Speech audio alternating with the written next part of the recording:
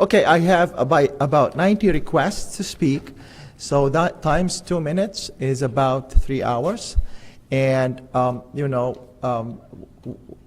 if we can just go on and listen to the speakers, we would like to hear from each and every one of you. And we would appreciate it if you could give us some recommendations, if you can, some suggestions. This is what this meeting is about. So I'm going to call 5 speakers at a time. To save time, if you can line up here behind the microphones and go. And I want to be strict with the time because I want to give the opportunity to everyone to speak. Roy Garrett first.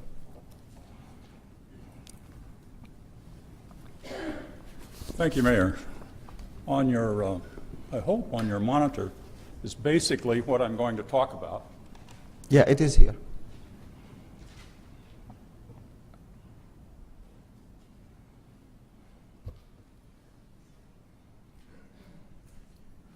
The short of it is you don't have jurisdiction to issue this contract because management of our public library is in the hands of the trustees, the board, the Library Board of Trustees. That's by statute, as you see. And the Library Board of Trustees is by statute incorporated into the law. They manage the library. I know that you have, because you have the power of the purse. I suggest to you that that's not enough for you to manage the library or to hire management of the library. You have a very severe legal problem just on that point. The second point, I understand the $400,000 savings is to come basically from a change in the benefits. CalPERS, get out of CalPERS, go to a 401k. You'll see there that that might not be possible. And we need to know before we dive in, because there are going to be a lot of mad people.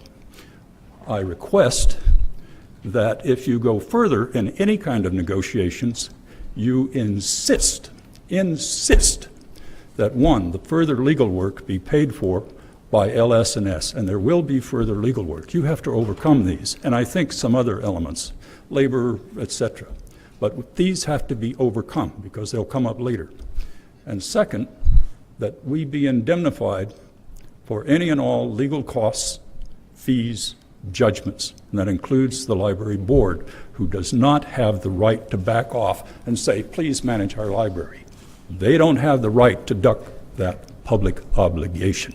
I'm sorry, and I know they're only paid $50 a month. I think that's a criminal offense, but that's what the statute says. They have the position, you gave them the position, you don't have the right to take it away from them and say, we'll manage the library. Thank you. Thank you, Mr. Garrett. Next, okay. Okay, guys. Okay. If we go at this rate, the council meeting will take 6 hours, and you will be denying a lot of speakers at the end of the line not to speak because they're not going to wait 6 hours. Let's make the deal. I will give you as much time to applaud at the end of the public hearing. And I think everybody is passionate about this. Please, let's go on with the public hearing and hear everybody's opinion. I did not call the 5 names, but now I will. Len Lau, followed by Dolores McQuiston, and Ronald Moreno, and then Melinda Santa Cruz, and then followed by Jack Anderson. Please come forward and take the podium. You can, if your name is called, please come forward. Go ahead. Microphone. Go ahead. Go ahead. I'm Lynn Lau. Yeah. I reside in Mr. Masson's district. I vote there too. I'm having a hard time wrapping my arms around Mr. Epp saying that we're going to be saving $400,000. I understand the PERS and that part of it. But if the city is not paying $400,000 to the library staff, that saves $400,000. But you got to pay LS&S. So that becomes, you take away from the pot. So we're not really going to save $400,000 a year. And also, our current library staff can staff the library on Sundays at no additional charge. Thank you. Dolores McQuiston, please come forward. Thank you very much. We appreciate the audience cooperation. Thank you. Report BAC's outsourcing plan that was in today's San Diego UT. Polls are common, especially around election time. Our mayor had a survey conducted over the weekend about outsourcing the library, and it was paid by the mayor. In the article, Councilwoman Olga Diaz explained that the survey was a push poll. It is defined as a poll in which the true objective to sway voters using loaded or manipulative questions and information in the lead up to the poll question. Was the survey conducted randomly or skewed? Why not make the poll public? The public library is vital to its citizens. Why are you doing this now when you have other options? Thank you. Thank you, Ronald. Oh, sorry, Rolando. Yes. Moreno? Yes. I'm Melinda Santa Cruz. Oh, okay. I'm here to support privatizing the library. Years ago, I noticed that the metal detector wasn't working and that books could be stolen without checking them out. Books that are listed as available on the computer are not on the shelves, and this is probably why. I inquired about that and was told by Loretta McKinney that there wasn't any money to fix the metal detector. However, the bookstore earns $70,000 per year by selling donated books to help the library. So where is that money going? There are no financial records in the city clerk's office. Last year, a volunteer attacked me and tried to get me thrown out by a security guard. I had told her it was illegal to bash Donald Trump on government property because it is not a public forum. I attended a book club meeting where half the time was spent disparaging Sheriff Joe Arpaio. The Escondido Public Library is no place for communists. If you want to be useful idiots for the left, go live in North Korea. Please. And I know a lot about how that place is managed. If you need anyone to speak out, I will send you my number, and you can count on me to stick up for your family. Thank you. Okay, Rolando Moreno, please come forward. It's okay. Please, please, please. We have done so well so far. Let's go. Thank you. Mr. Epps, yes, the library is a sacred place. I've lived here since 1965. I've loved the library, and we need the library. Outsourcing, I believe, is the easy way out. It's a tough decision that you have to make. But I think you've really got to get down to it, get this PERS problem solved. I know that in March of 2016, I believe, the library staff demonstrated how they could make a difference, change some things, save some money. I think you really have to pay attention to them. You have an opportunity to say no. It takes courage to say no. The gentlemen that were here did a great job. It's fantastic. But you have to listen to the majority. You have to listen to the people that are telling you, get down to business and get it done. I was embarrassed to hear it was 17 years. That's a long time of not doing anything or not making the tough decisions. Some people will like it, some people won't. But you have to make the right decision for this library. So I appreciate that. I hope you take the time to consider everything, right? Cost savings, yes, it's nice. But the long term, you've got to make a difference. So thank you. Thank you. Okay, we have Jack Anderson, followed by Laura Mitchell, followed by Elizabeth Hart, followed by Karen Tajay, and followed by Ronald Cole and Myra Ferguson. Please come forward. Jack, go ahead. 3 minutes. Honorable Mayor and council members, I'm Jack Anderson. I represent the Escondido Library Foundation, a 501c3 charity. We've been involved with the library for many years, and we're familiar with the information that was shared tonight. We have two issues that we want to raise to you from our board. One is the importance of engagement with the community. The importance of volunteers and the organizations that work with the library you heard tonight. The staff report identifies some of that as well. In 2016, volunteers contributed over 29,000 hours enhancing library services. A contract with an outsourced agency doesn't provide that. LS&S says they will do that. I'm not sure what's going on there, but that's the concern that we have. Those volunteer groups have done a variety of things to support the library operating budget. The second concern we have is the need for a larger library. The staff report outlines what has occurred over the years since 2001 to try and expand the library, either build brand new on the site, expand on the site, or your most recent council action to provide for a new library in the Grape Day Park area. In all cases, relative to expanding the library, agreement is clear that a ballot measure or bond election will be needed to fund either all or most portions of that library. We're concerned that a proposal to outsource the library operations is likely to alienate a strong support base required to obtain the 2/3 majority necessary for a bond measure. You have before you an impassioned group of residents concerned about the library and this outsourcing proposal. That group can either be in favor of a bond or can be in opposition to a bond. So it's important that that be considered in your discussions. In our view, your council has two alternatives before you. One is quantitative, how much money will you save over X number of years, and the other is qualitative. Is our library's community strength valuable enough to retain, and will that community strength be affected by an outsourcing proposal? Our board recommends that the council remain with the current operation plan, and we recommend that you turn this strong community support into a bond support for a brand new library.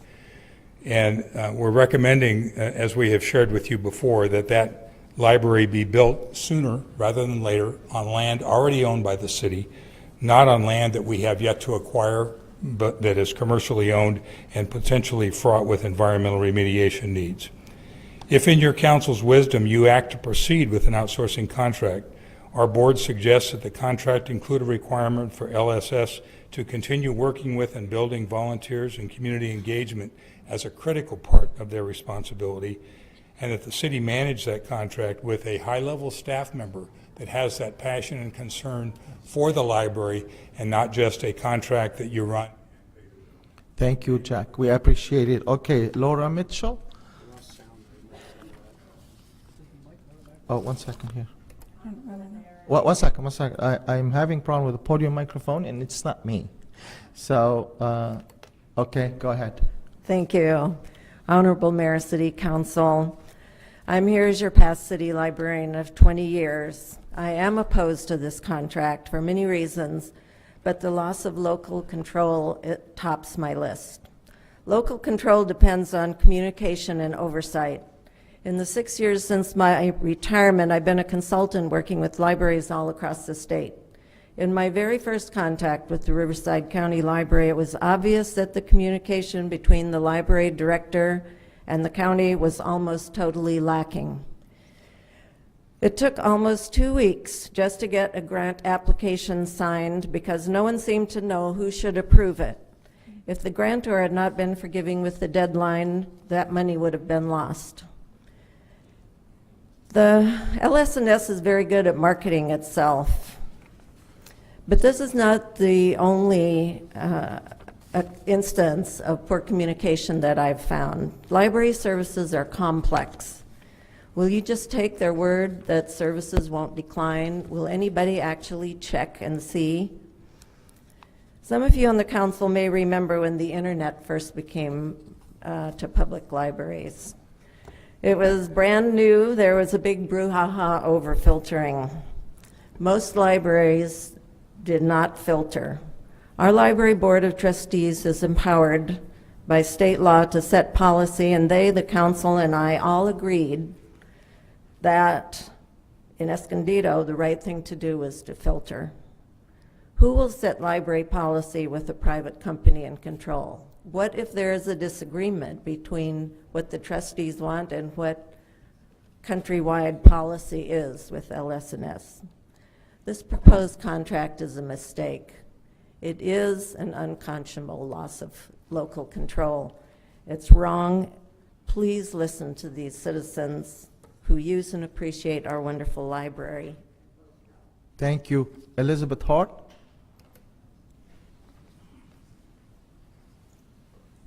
Honorable Mayor and our fellow city councilmen, I'm very much against the outside sourcing because it's wrong, and I think the council should protect the city and the voters who don't want to change the library. And rumors were around that it's already been a done deal thing is signed. So I suppose when Jeffrey Abb, city manager, suggested we get to see the printed contract, does that mean we get to see a printed signed contract? Well, that's already a done deal, or maybe it isn't. But if it isn't, then the voters don't want it. We should still have our library. And then again, if it is a done deal, and Olga Diaz is being wonderful to encourage us all that she's the one and only person, the whole city council that is helping us, then if it's a done deal already, then she's simply doing it to get votes to try to be mayor the next time. And I don't think that's very nice to her to do that to the city citizens. Thank you. We appreciate it. Karen Tajay, and then Ronald Cole, and Myra Ferguson. City Council members and city staff, my name is Karen Tajay. I am president of the Escondido City Employees Association. I am here to provide you with correspondence from our attorney regarding the plans to outsource the city library staff. I just want to point out a few items. Mr. Epp has assured us that any contract with LS&S will outline the programs that the city wants the library to retain, even if those programs are currently run by volunteers. However, LS&S may not legally be allowed unpaid volunteers without violating the Fair Labor Standards Act. Our attorney's correspondence outlines the options LS&S may consider, but until the exact list of programs is established, along with the number of employees that will be needed to run these programs, then their proposal will need to be adjusted accordingly. Second, even though the employees will be working for LS&S, that does not mean they can just be removed from CalPERS. LS&S is legally required to enroll these employees in CalPERS under Metropolitan Water District v. Superior Court Cargill case. The common law test that is required for this provision is outlined in our attorney's correspondence and fits this particular situation. The proposal from LS&S will need to be adjusted accordingly to cover CalPERS costs. And third, LS&S will have an obligation to bargain with the ECEA concerning the terms and conditions of employment of library employees. Since they cannot include accurate calculations for labor costs prior to bargaining with the association, then the proposal from LS&S will have to be adjusted accordingly. It is the ECEA's position that the current proposal from LS&S does not reflect the actual cost to properly maintain the library staff and programs, and that further analysis, preferably by an outside neutral party, is warranted when all of these considerations are taken into account. We ask that this decision be postponed until a more accurate proposal is presented. Thank you. Mr. Ronald Cole. Good evening, Sam and fellow city council members here. I have a good solution, and I think you guys will all be really excited about this. I propose that we privatize and outsource, possibly to LS&S, the city manager and the city attorney. That's $1 million. Okay, all right. $1 million a year are paid to these two individuals, the highest paid in the state of California. Last week, 1,500 people signed a petition in front of the city library, our city library, and said, do not do this. The board here has made very bad decisions. They gave $5.2 million to Walmart, a very low-wage paying company. They closed the east side, the library on the east side of town, and unfortunately our poorer citizens suffered from this and are suffering. The city council made a decision to challenge a lawsuit that came against them, and they had to pay $500,000 a payment of a settlement. Did any of you pay for that money? Did any of you take that money out of your pocket? No. We're not saving anything. We're taking good jobs that are paid and have a good paying retirement out of the city. We're paying a private equity firm here $2.4 million a year, and I'll guarantee you that one of these gentlemen are paid quite a sum of money, close to probably $400,000 a year, and I feel it's a very bad decision. I handed out a document here. I would like you to look at that. It's money saved. Can you look at that, please, folks? Could you look at it? And does you see lower right-hand corner says $788,000 saved since 2009 from the city library. I'm going to tell you something. The fix is in. You guys are going to approve this. And Mayor, if you don't approve it tonight, I'll treat you to dinner. Thank you. Thank you very much. Okay, thank you. Myra Ferguson, followed by Georgine Tomasi, followed by Homer Farzad, followed by Farron Stasny, followed by Brian Molinatos. Please come forward and line up. Thank you. Go ahead. Greetings.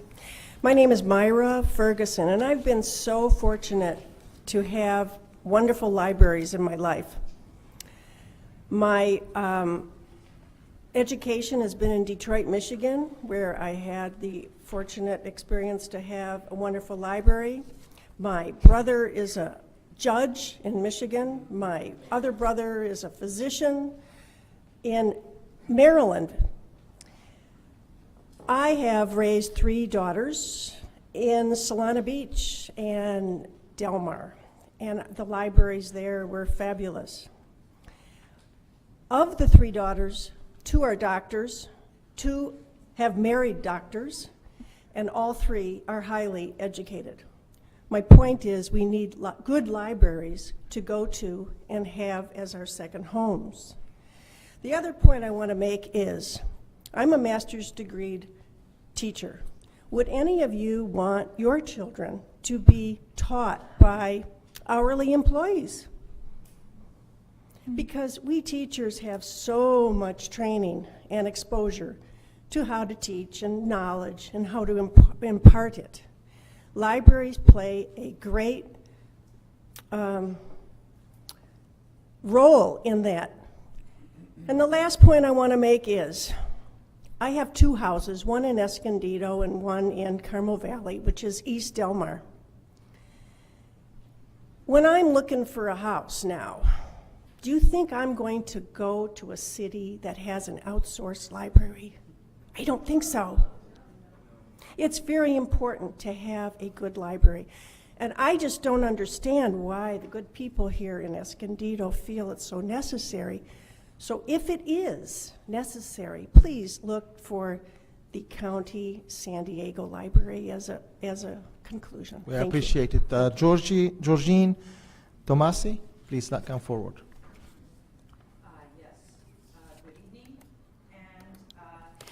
I'm a proud resident of Escondido, but I wasn't originally born here and raised and went to school here. I'm originally from Philadelphia, that has probably one of the longest continuous public libraries in the United States, started by a little-known figure, Benjamin Franklin. So I'm hoping that those kinds of things hold through and you remember some of those things before you start signing off on this. Sam, Michael, John, and Ed, for me it boils down to this. It's very simple. As mayor, how do you want to be remembered in Escondido? Do you want to be remembered as the mayor who did not listen to what your constituents right around here told you on August 16th and again today, that they believe the city library must remain a public entity?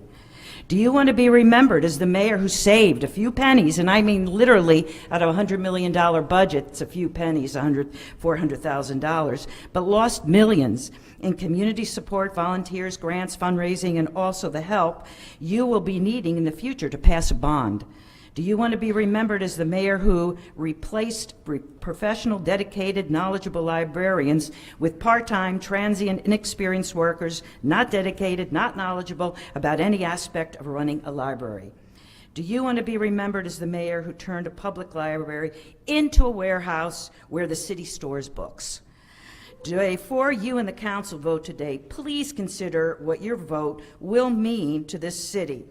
You have an opportunity today, I really believe, to rise above your original proposal and vote to keep the library public for future generations, just like a guy called Ben Franklin did for the city of Philadelphia. I hope you consider Thank you. We that. appreciate it. Homer? Next, please. Homer, please come forward. Do we have Homer Farazad? Okay. Good evening. I just couldn't believe that there are still companies out there that they'd like to come forward, help us save money, make no money, help improve everything. It's just so much heart in this corporation, which I'm sure none of you buy, because if you did, I have a bridge that I can sell you. And it's been resold and resold, but you're gonna love it because it's a good investment. The city government's job is to provide services, and it seems that this city does everything trying not to provide services. First they get rid of things, and then they outsource things. Like the gentleman says, you should outsource your voting and not voting really, your decision making, because you just don't want to manage anything. We're talking about $400,000 saving. That means they're gonna put their hand in their pocket and give it to you and not take any profits or anything, and you believe that. Well, why don't you charge every library, a person who uses the library, $4 a year? And that will make it up, and we're all going to be happy and go home. I don't know why you're doing what you're doing, other than the fact that you don't want to manage anything. In that case, go and do something else. Thank you. Farron, please. Ms. Stasny? Okay, thank you. Oh. Well, all I can say is, you know, in the next election, you're going to pay a price for this, but you don't seem to care because you seem to think that people are too busy to come here and complain. Thank you. Okay. All right, let's go. Mrs. Stasny. I'll speak quickly as I emailed No you problem. earlier. Yeah. Mayor, council members, residents, again, my name is Farron Stasny. A motion aside, I'd like to enter the financial facts that have been publicly provided via the city website. Within the LS&S proposal, it is stated that they would save the city at least $400,000 per year based on an increase of the library budget. However, these numbers are not accurately reflected based on the history of the library's actual record of expenditures and performance. Since 2009, the annual operating budget shows an average decrease of 1.12% in taxpayer dollars spent at the library. Why is there an assumption that the library budget will increase despite the historical record? How is it that council can make decisions and projections based on such inflated statistics by LS&S and the city finance department? Has the library been asked to counteroffer LS&S or come up with a strategic plan for cost savings? Why does the public library seem to be the sole pallbearer for the PERS mess, and why is it not being addressed citywide? Mayor Abed, in a recent article, you were quoted as saying our library has declined in vibrancy. It leaves many citizens to wonder, do you even have a library card, sir? Aside from the Councilmember Diaz, do any of the other council members have a library card? Do you even partake as a citizen in services offered? We know that you show up as mayor and council members, and it's appreciated, but do you show up as citizens? The library is more vibrant than ever. It continuously performs and exceeds the status quo of the surrounding libraries despite less fiscal resource. You also stated that there was a reduction in hours and materials, a direct result of closing the East Valley branch. Yet again, council members continue to neglect the responsibility placed upon them by the citizens and continue to pass the buck on to taxpayers who fund these city operations. We as citizens do not forget these past transgressions, but continually look to you to make the right decisions for all of Escondido citizens now and in the future. Please listen to your constituents. Vote against privatizing our library. Thank you. Okay, Brian. Okay, let's go. Brian Molanatos, followed by Barbara Takahara, followed by Elizabeth Crossan. Sorry, Crosthwike. I'm sorry about the bad writing. Followed by Glenda Deems, followed by Robert Kirchhartbaum. So please line up here and let's hear from Brian. Go ahead. Thank you, Mayor. I'm going to One sec. offer a minority opinion here. I've heard a lot of claims, and if I believe all these claims, I will have the biggest sign in here opposing this library, but I haven't heard a lot of data. I've heard how the services are going to go down and we're going to have less service, but so far I don't believe it, because I think the data that is available for us to research out there shows that this company and other companies across the country have actually done a good job of not only saving money, but of increasing library hours. Library hours have been cut back, and I use the library a lot, by the way. I always have a library card, and I use it, and I treasure libraries, and if I thought for a moment that services were going to go down, I, again, would be totally opposed to this proposal. And one other thing, I sense a lot of kind of anger against the mayor and a lot of the members here, but just compare the finances of our city to most other cities in the state of California that are more under the thumb of the public employee unions. Some of the cities in this state spend 40% of their revenues on public retirement programs. Ours is very high, but nowhere near that level. It's the white elephant in the room. Nobody wants to talk about it. Unions dominate this state, public employee unions, and the public retirement systems are bankrupting this state. So if you're opposed to this proposal, I think you owe it to us as citizens to come up with other proposals that can reduce this onerous burden of unbelievable pension obligations and not just threaten lawsuits. Thank you very much. Thank you. Next is Barbara Takahara. Thank you. Mayor, council members, and other staff members. I just want to say that I am opposed to this. Over the years, I've seen what's happened since the closure of East Valley, and I just beg you to listen to people and evaluate, and I really want our Escondido employees to have good salaries and as they contribute to our community. And what I've read online is, some of what I've read online is SNL employees aren't that well paid in the lower ranks. And I just, we want to bring good jobs and pay our people and serve our community. Thank you. Thank you very much. Okay, next is Elizabeth, and followed by Glenda Deems and Robert. Thank you. My name is Elizabeth Crosswaite. I received my master's degree in library science in 2013. I decided to become a librarian because of the Escondido Public Library and the East Valley branch. I grew up using the resources. It was just an amazing experience. If public libraries are the heart and soul of a community, why are you selling your soul for $400,000? Thank you. Thank you. Okay, the next is, Robert.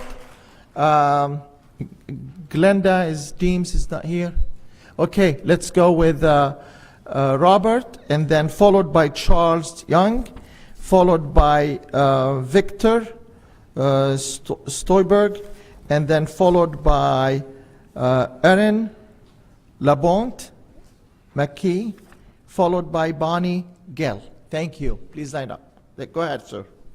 Hello, my name is Robert Kirschenbaum. For over 13 years, I've served on the board of directors of the Escondido Public Library Friends of Literary Services. It has been an honor for me to do so, to help raise money for our literary services at the library, and this is all a volunteer job. I have to tell you all that all of my fellow board members are on the fence about these people taking over the library and us wondering how it's going to work out, and even if we want to continue volunteering. And that one lady spoke about some legal issues, that there's going to be legal issues that are going to be involved now, which is going to make it more difficult for us to be volunteers. The other thing I'd like to do, and I challenge all of you to do this, is to please go online and do some research about LS&S.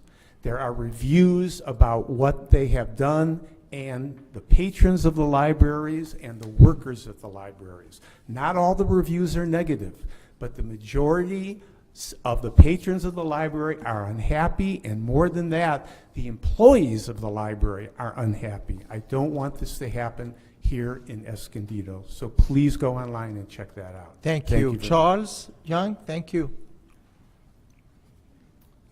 Charlie Young, Escondido. So I spent a lot of time as an engineer working for the government and dealing with contractors. So L&S is a corporation, so their main fiduciary responsibility is to make money. That's number one, so keep that in mind. And whether you call it privatization or not, but remind that the United States, the healthcare system is a privatization. So, and we're spending twice as much as any other country. So think about that. Thank you. Thank you. We appreciate it. So next, are you Victor? Come on forward. Followed by Aaron Labont. Tough microphone. Okay. Council, City Manager, Mayor. My name is Victor Sjöberg. I'm an Escondido resident, homeowner, and senior librarian at the Escondido Public Library. I'm using vacation hours here to be here today, and I'm speaking as a community member. The majority of our library budget comes from the taxpayers of Escondido, and we take that very seriously. We make sure that we hire the best people. We provide books and events that serve to educate, entertain, and empower this community. Community feedback is extremely important to us, because that's how you make great decisions.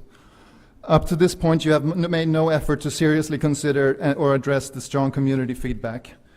The most recent example of that is the mayor praying for an automated poll that reached 500 residents. That's 0.3% of Escondido's population, a tiny sample size that, no matter the result, will tell you very little. How does that poll compare to the number of signatures gathered against outsourcing? Why was library administration not invited to submit their own cost savings proposal? Why wasn't the information gathered by library staff included in the grand jury response? Why are you not investigating cost savings citywide? Why are library staff and community members informed at the very last minute? Most importantly, why are you disrespecting library staff in the media? Mr. Epps said that the library can't continue failing. Fact check, please. Our mayor said that LS&S will bring passion and vitality to the library that is missing now. Based on what data? If your argument to outsource the library is a solid one, what do you gain from launching a public smear campaign against your current dedicated and loyal library staff members? I understand business is business, and I understand that you will have to make some significant cuts, but the way you're doing it is reckless and mean. Mr. Epps says we cannot run a city based on emotion, and I say you need to do it with compassion. Thank you. Okay. All right. Okay. Moving on. Aaron. Okay. Thank you. Thank you. Look, we made a deal. So far, so good. Let's continue with the deal. We appreciate your passion, everyone's passion as well. Aaron, followed by Bonnie Gill. I'm Bonnie Gill. You're Bonnie Gill, and we have. Microphone down. Okay. Is Aaron Labont here? Okay. Then Bonnie, followed by Juan Ibarra, followed by Linda Homan, followed by Jane Valdez, followed by Barbara Letson. Please come and line up so we can save time. I'm Bonnie Gill. I vote in Olga Diaz's district, and I got the poll on my answering machine. My vote is no. Sorry. Yes. Yeah. Good. Go ahead. I got the poll on my answering machine. My vote is no. Okay, thank you. Mayor, council people, the push by library systems and services to acquire our Escondido Public Library apparently started around 2011. At that time, the city tabled it. It would appear LSSI considers Escondido to be low-hanging fruit. They'd love to take the library management away from the city because the city's library is in good condition, and they'd make a profit right away. We don't need LSSI, but they want to make money off of us, and I don't know why we should let them. LSSI holds up the Riverside County library system as a shining star in their group of 80-some libraries. It's over 1/3 of their business, but like their other accounts, Riverside was financially distressed when they acquired it. LSSI apparently was not making a profit off Riverside even over a year after they took it over. They've been running Riverside for about 19 years now, yet the Riverside branches are not all open 7 days a week. They're not even all open 5 days a week. Some of the branches operate less than 31 hours a week. They only have an average of less than 2 librarians per branch, 2 credentialed librarians per branch. It's unreasonable to hand over the city's library to an outside company to make a profit when the city is already making strides to control its overall pension burden.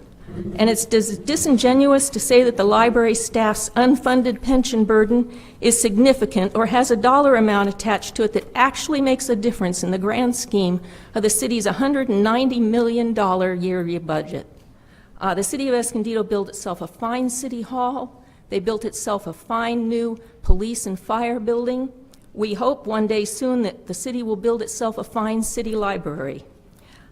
Image can mean a lot, but it will remain just an image, a mirage, really. 1 second. Okay. If that fine new city library building is not inhabited by quality management and quality personnel. Thank you. Juan Ibarra? Thank you. Okay, let's go. Juan Ibarra, followed by Linda. Is Linda Homan here? Okay. Is Jane Valdez here? Okay. No. Is Barbara Letzam here? Okay, come forward. Is Heidi Paul here? Come forward, followed by John Michaels, followed by Jean DeVries, I believe. Joan Devere. Sorry about that. The handwriting is so bad. But followed by Evelyn Langston. Please move forward. Go ahead. Okay. I'm going to keep it short because it seems like everybody kind of covered everything I want to say. But my main concerns is, you're outsourcing this thing, and it's going to be save $400,000 a year. They're offering a 5-year contract, but advertising 10 years worth of savings. So that's like one point I'd want to investigate a little bit and see what's going on there. The other thing I want to talk about is how are you going to replace a higher wage employee and benefit package employee with a lower one and expect to get the same quality employee? And that, that's the face of the library. It's the employees. It ain't the building. It ain't the books. It's the people in the building. It's people that the kids are going to interact with, we interact with. So those are just my 2 points. Thank you. We appreciate it very much. Okay. Next is Barbara Letzam. Good evening. I just spoke with the man from LS&S when he presented that they had 9 library systems and 49 branches. He meant to say they have 9 library systems consisting of 49 branches. This is the kind of dishonest communication that we can expect from LS&S. They're trying to sell something. We have no reason to trust them. They also just presented that they were in good with the ALA, but the ALA says they are opposed to LS&S. Who is lying? Thank you. Okay, next, please. And let's go with John Michaels is next. Let's go with Evelyn Longstone, and then Meryl Burke, and then Debbie Rester after that. Go ahead. Okay, I'm Heidi Paul. So good evening.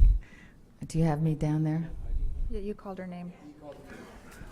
Heidi, you're on. Yeah, okay, Excellent. good. We are good. Okay, good evening, everyone.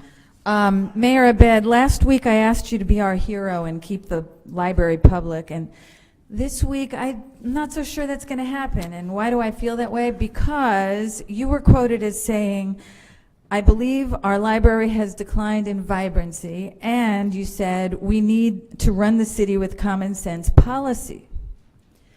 Those statements tell two things. One, that you haven't been listening to those of us who have experienced the library as a vital and vibrant place. Did you hear that? And two, you believe that you're the only one with common sense and that the rest of us do not possess it. Not the Library Board of Trustees, nor the American Library Association, nor the library users, nor the petition signers, all of whom have vigorously recommended against outsourcing. Perhaps the other city officials will be listening. It's not wise to go against the folks in the city when they feel so strongly about something. The librarians provide services and expertise we want. They serve our community because they are a part of it. Just like all of you, they have an important job to do that they deserve to get paid for as well, or they won't be able to afford to be part of our community.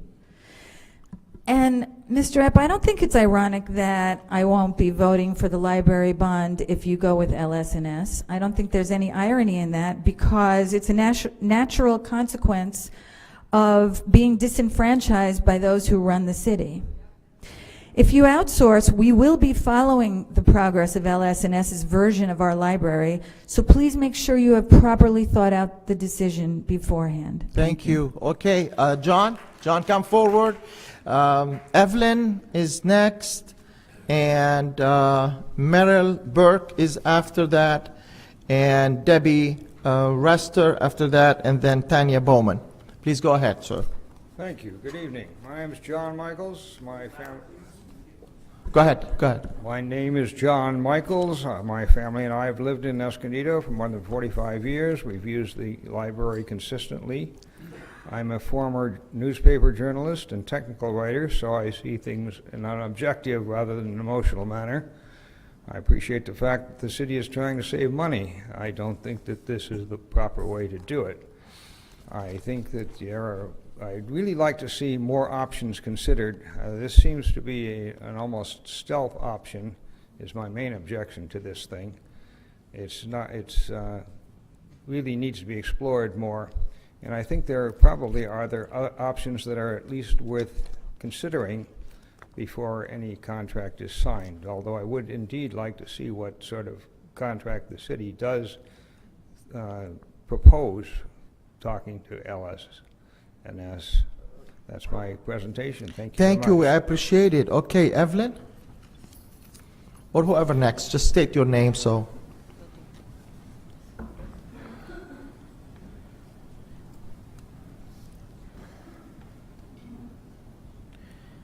Good evening. My name is Meryl Burke. I'm here today as a patron of the library, representing myself and thousands of like-minded citizens and library patrons.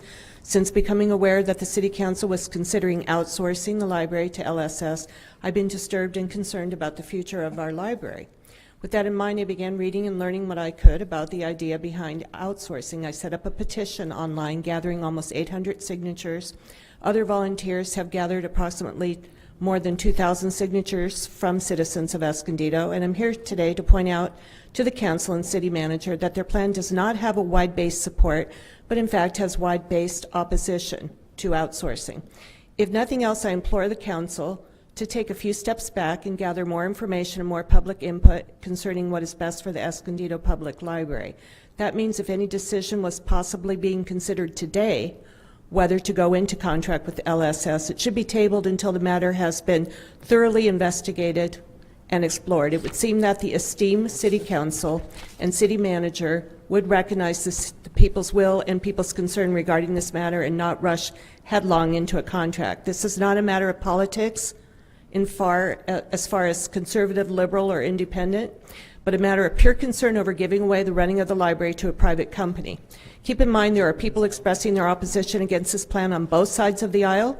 If the City Council wants to move forward and see a brand new library built, in essence a beacon to the city of Escondido, it will require a bond measure and will require broad support, which I don't believe will be the case if the city outsources. In summation, please listen and reflect on the concerns from the citizens opposed to outsourcing and seek more input from the community, looking for an outcome that will be a viable solution to the city's budget and to improving the library. And thank you. Thank you. Evelyn, whoever is next, just state your name so I can. Hello, my name is Debbie Ressler. Debbie, okay. Thank you for letting me speak today. Sure. When I addressed the council last week, I spoke more about my personal experience and feelings about the library. And I read a quote from you, Mayor Abed, in the Union Tribune talking about how we really shouldn't make this decision based on emotions. It should be based on common sense policy. And I thought, you know what? That's a valid point. So, with that said, I know that there's a budget crisis, and trying to fix it by taking less than 0.5% out of the library's small budget, which is only 3% of the city's budget, is like trying to take care of a gaping chest wound with a Band-Aid. It's not going to last for very long, if at all, and it's certainly not a sustainable solution to the problem. I think an overall examination of the budget is what is needed in that process. Common sense, and it definitely needs to be done. I also think that if it is determined that we need to make a change to the way the library services are managed, that we also need to use a common sense process there, defining metrics, seeing how the current process stands up against those metrics, and then exploring all available options, one including letting the current library make a proposal for ways to cut costs, because it doesn't sound like that's been done. I've heard a lot of people talk about wanting Sunday hours. I'm not sure if the library's been asked to provide Sunday hours. Have they? Can anybody here tell me that? We're not going to answer the Okay. question, but we're going Well, to listen to you. But at Thank any you. rate, I feel like under the current scenario, the library could be open on Sundays with very little change in the budget requirements, but that option hasn't been allowed to happen either. So I feel like there's a lot more exploration that needs to be done to do proper due diligence and handle this matter responsibly. And I think short of saying no to the option of outsourcing, the very minimum that needs to happen here today is a delay of vote so that more time can be devoted to proper examination of options. And thank you. Thank you. Absolutely. Okay. After Tanya Bowman, we have Michelle Peralta, we have Diana Contreras, and we have Evelyn. Is Evelyn here? Longstone? No. Okay. Tanya, please. Hi, I'm Tanya Bowman, and I'm an Escondido resident. Mr. Mayor and City Council members, from listening to the past City Council meetings, this might be a fool's errand, but for the record and to stand here firmly with my community, I come to speak out against outsourcing our library services. Libraries are the tools used by a civilized community to impart knowledge. For every citizen who walks in the door without regard to who they are, public libraries give free access and are essential for the public good. Now, I heard these gentlemen over there from LS&S say that they're going to have free access, and they're business people, though. They're business people, and there's absolutely nothing wrong with business people. They're here to make a profit. That's okay, that's nothing, there's not a problem. But as a taxpayer, and I don't know if anybody has thought about this, as a taxpayer, I'm appalled that you're considering allowing a for-profit company to take our tax dollars from Escondido and shift them out of state to enhance their wealth and the wealth of another state or another city. How damaging will your decision ultimately be to the Escondido economy? Public libraries create well-informed citizens. Do not outsource our library, and please keep our library transparent and our tax dollars here, working in this community, spending money here in Escondido. Thank you. Thank you. Next is Michelle. Michelle Peralta. Yeah. Hi, good evening. My name is Michelle Peralta. I am the archivist at the Escondido Public Library's Pioneer Room. I know that contracting with LS&S seems like the easy solution. Get rid of some low-hanging fruit, as it seems that the library is being labeled as. But I would argue that going with LS&S is not the easy, imaginative, or creative solution. It is not even a solution, because the city will have done nothing to overhaul how it operates or manages its finances. It is simply passing off the responsibility to someone else. But what happens next year, the year after that? What else? What other services will be cut from what the city provides? And 5 years down the line, after the contract ends with LS&S, it's not like this. It's unlikely that the city will have all this money to put library employees back on the payroll, so we will be forced to recontract with them regardless of their level of service, how happy we are with what they've provided. So going with LS&S is not a solution, it is a cop-out. I would also like to say that my job as an archivist is to preserve and record the history of Escondido, and history tells us that the city was founded on the grit of the people who are here and who labored and toiled and didn't give up when things were hard and didn't turn to someone else to save them. They believed in the potential of the community and what it had to offer. They invested in the people that were here. And so I would implore you today to take up the spirit of the people who founded Escondido to keep the library public. Sorry. Go ahead. And Mr. Ebb, I am so glad that you are fond of the Pioneer Room, because nothing that I've seen from LS&S has addressed the needs of the Pioneer Room. We are an archive. We are not a history room. There are very specific things that the archive does very differently than a library, and none of that has been addressed. Anything that they talk about with sort of broad back office policies that streamline, none of that works for the archive. So I would implore you to really think about what you're doing for the future. Thank you. Thank you. Excellent. Good. Okay. Diane, are you Diane? Okay. And followed by Stephanie. Is Stephanie here? Mansella? Okay, great. And then followed by Vanessa Valenzuela and John Ward and Kay Guy. Thank you. Please come forward. Go ahead. Okay, Sam Abed, I just wanted to say my name is Derek Contreras. I'm a resident here of Escondido, and I'm just sitting here listening to all this stuff, and it just really seems to me that the people have done so much research, more than the council members, at least it appears to me. They have done their due diligence and their homework. Yet. No offense. And the other thing is my concern, and they did bring it up in their slide, is what is the quality going to be like? They're going to be assessing the quality of the materials that they provide, and so, to me that sounds like it's going to become very reduced. Is it going to be, what they consider popular? What about all these books that we have? This is our history, and this is a jeopardy, a direct threat to what we have available to our children, and I'm very opposed to this measure. Thank you. Thank you. Okay, next please. Thank you. We're doing good. Thank you, Mayor and council members. My name is Stephanie Farley, and I'd like to speak first to the second point under consideration according to the city manager of whether or not LS&S will provide the same or better service than our current library. I'll be brief, as I'm well aware that if you don't already agree that highly trained and experienced master's degree holding librarians are a vital part of any community, then I'm not going to convince you of that in the next 2 minutes. If, however, on the other hand, you do believe in having well-prepared and properly educated librarians contributing to the vibrancy of our community, then I would like to suggest that outsourcing is the wrong choice for Escondido.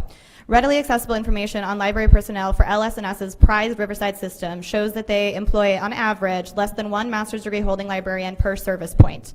For reference, the San Diego Public Library, who runs a similar amount of service points and serves a similar number of patrons, employs on average 3 to 4 master's degree holding librarians per service point, and Escondido's Public Library employs 11. While the included staff report makes clear that this difference is perceived to be one of management style rather than a point for criticism, I must disagree. We would not expect to employ untrained, educated teachers to educate our youth in schools under the direction of a single graduate-level educated principal. As a master's degree holding educator who has worked with students at various levels and in various environments, I would like to suggest that we should not accept this management style in our libraries either. I would also like to clarify a point that was made by our assistant city manager, which presented a false equivalency between LS&S and the foundation that runs the Center for the Arts. The foundation that runs the Center for the Arts is not a private corporation. It is a nonprofit foundation which is held to standards of transparency not required of private corporations like LS&S, and that is something that needs to be taken into account. Thank you. Vanessa Valenzuela, please come forward. Mayor, council members. I just want to state for the record that I requested to the council and the mayor to present a 10-minute slideshow with information regarding LS&S, and I was denied to be able to present the other side of LS&S. So I'll just give you a couple of things. LS&S manages operations at 37 service points in Riverside County, and they present that as the poster child of their services. The ALA reports that LS&S's materials budget is still inadequate to maintain the branch library collections, which are in the main too small for the populations they are intended to serve and are generally old and worn. The few branches whose collection appear to in better condition have clearly benefited from infusions of additional local funds. The Escondido Public Library serves over 36,000 children and spends $46,000 in materials. The Riverside County Library serves 287,000 children and spends $57,000 on materials. The San Diego County Public Library serves 319,000 children and spends $586,000 on children's materials. The ALA says of the RCLS employees that LS&S has demonstrated a willingness to hire staff without professional qualifications to perform functions that had previously been performed by professional librarians. Outsourcing library management goes against the fundamental role of the library as an integral part of our community, to our public education, and to our democracy. And it's shameful that our city is targeting the library as a place to find budget savings, but it's also embarrassing that they are willing to give up the library operations to a for-profit company for such a minuscule savings. Thank you. John Ward, please, thank you. Please come forward. Thank you, John Ward. Mr. Mayor, members of the City Council and city staff, I too want to protect the last surviving library from any corporate takeover. But I want to start by a moment and reflect something about this process. I feel that if this City Council really wanted the community to weigh in on important issues, would it hold these meetings at a time that was more convenient to citizens? Forgive my cynicism, but my search of the internet shows that city councils in San Marcos, Carlsbad, Solana Beach, Del Mar, Encinitas, Alpine, National City all begin their meetings at 6 p.m. Poway and Temecula have chosen to begin their city council meetings at 7 p.m. A 4:30 start time guarantees a smaller turnout most nights, doesn't it? But not today.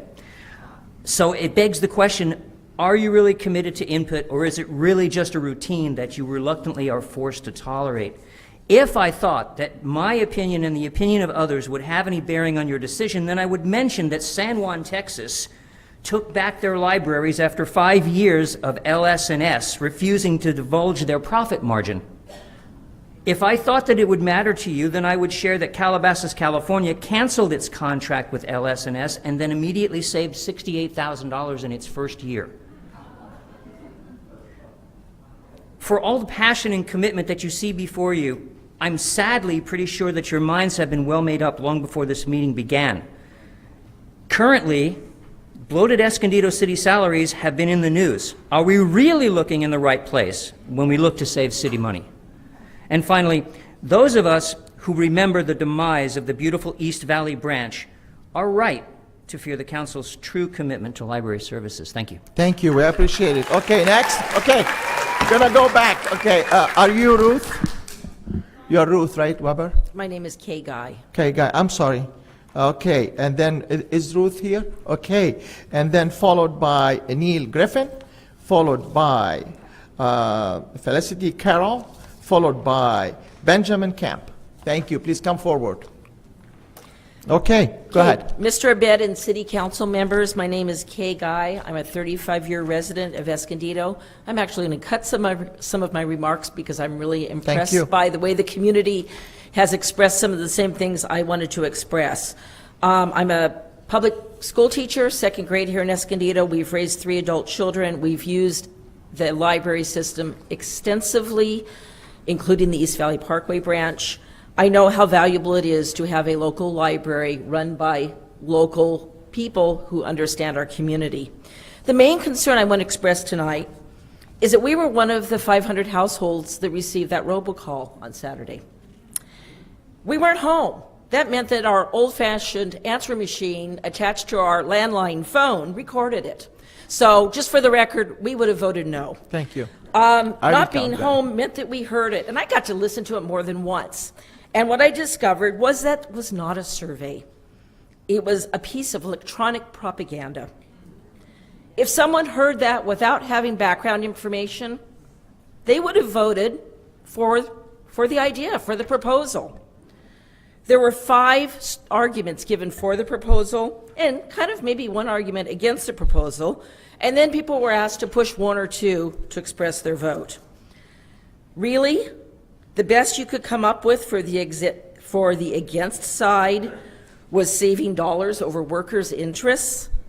That's not what this is about, and I hope you've been listening tonight. Having our library outsourced will not reflect the needs of our community or meet our community's needs. We're going to lose volunteers. You hear that over and over again. Don't treat our citizens like we're dumb. Don't give them a piece of propaganda labeled as a survey and pretend that the results are valid. Mr. Abed and City Council, if you take that survey seriously, you should be ashamed. We're not just a handful of people. We are many, and we're informed. Please listen to us. Thank you. Next is Neil. Sorry, Ruth. Okay, please come forward. Hi, my name's Ruth Weber. I'm an Escondido resident and a college professor, and I know the importance and the value of our library. And there are other options open to us which you haven't explored. For example, affiliating with the San Diego County Library System, which is a public system and not a private company. And I would like to know why this option hasn't been investigated, because they're rated much higher than LS&S is. And what is most upsetting to me is that we, the taxpayers, are not being given the opportunity to vote on this issue, and why some of the council has tried to slip this by the public. Our libraries and parks are ours. We pay for them with our taxes, and we elected you all to take care of them for us, not to siphon them off to others who will make a profit on them. New elections are around the corner, and we'll be watching to see who values our public entities enough to keep them public. Thank you. Okay, please come forward. Next.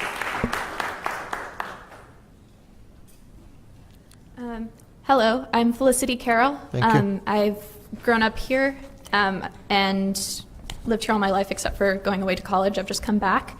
I don't have anything particularly wise to add. I just know that I've been a bookworm my entire life, and the library has been very important to me. It has never seemed lacking to me and doesn't seem to have lost in its luster since I got back from college.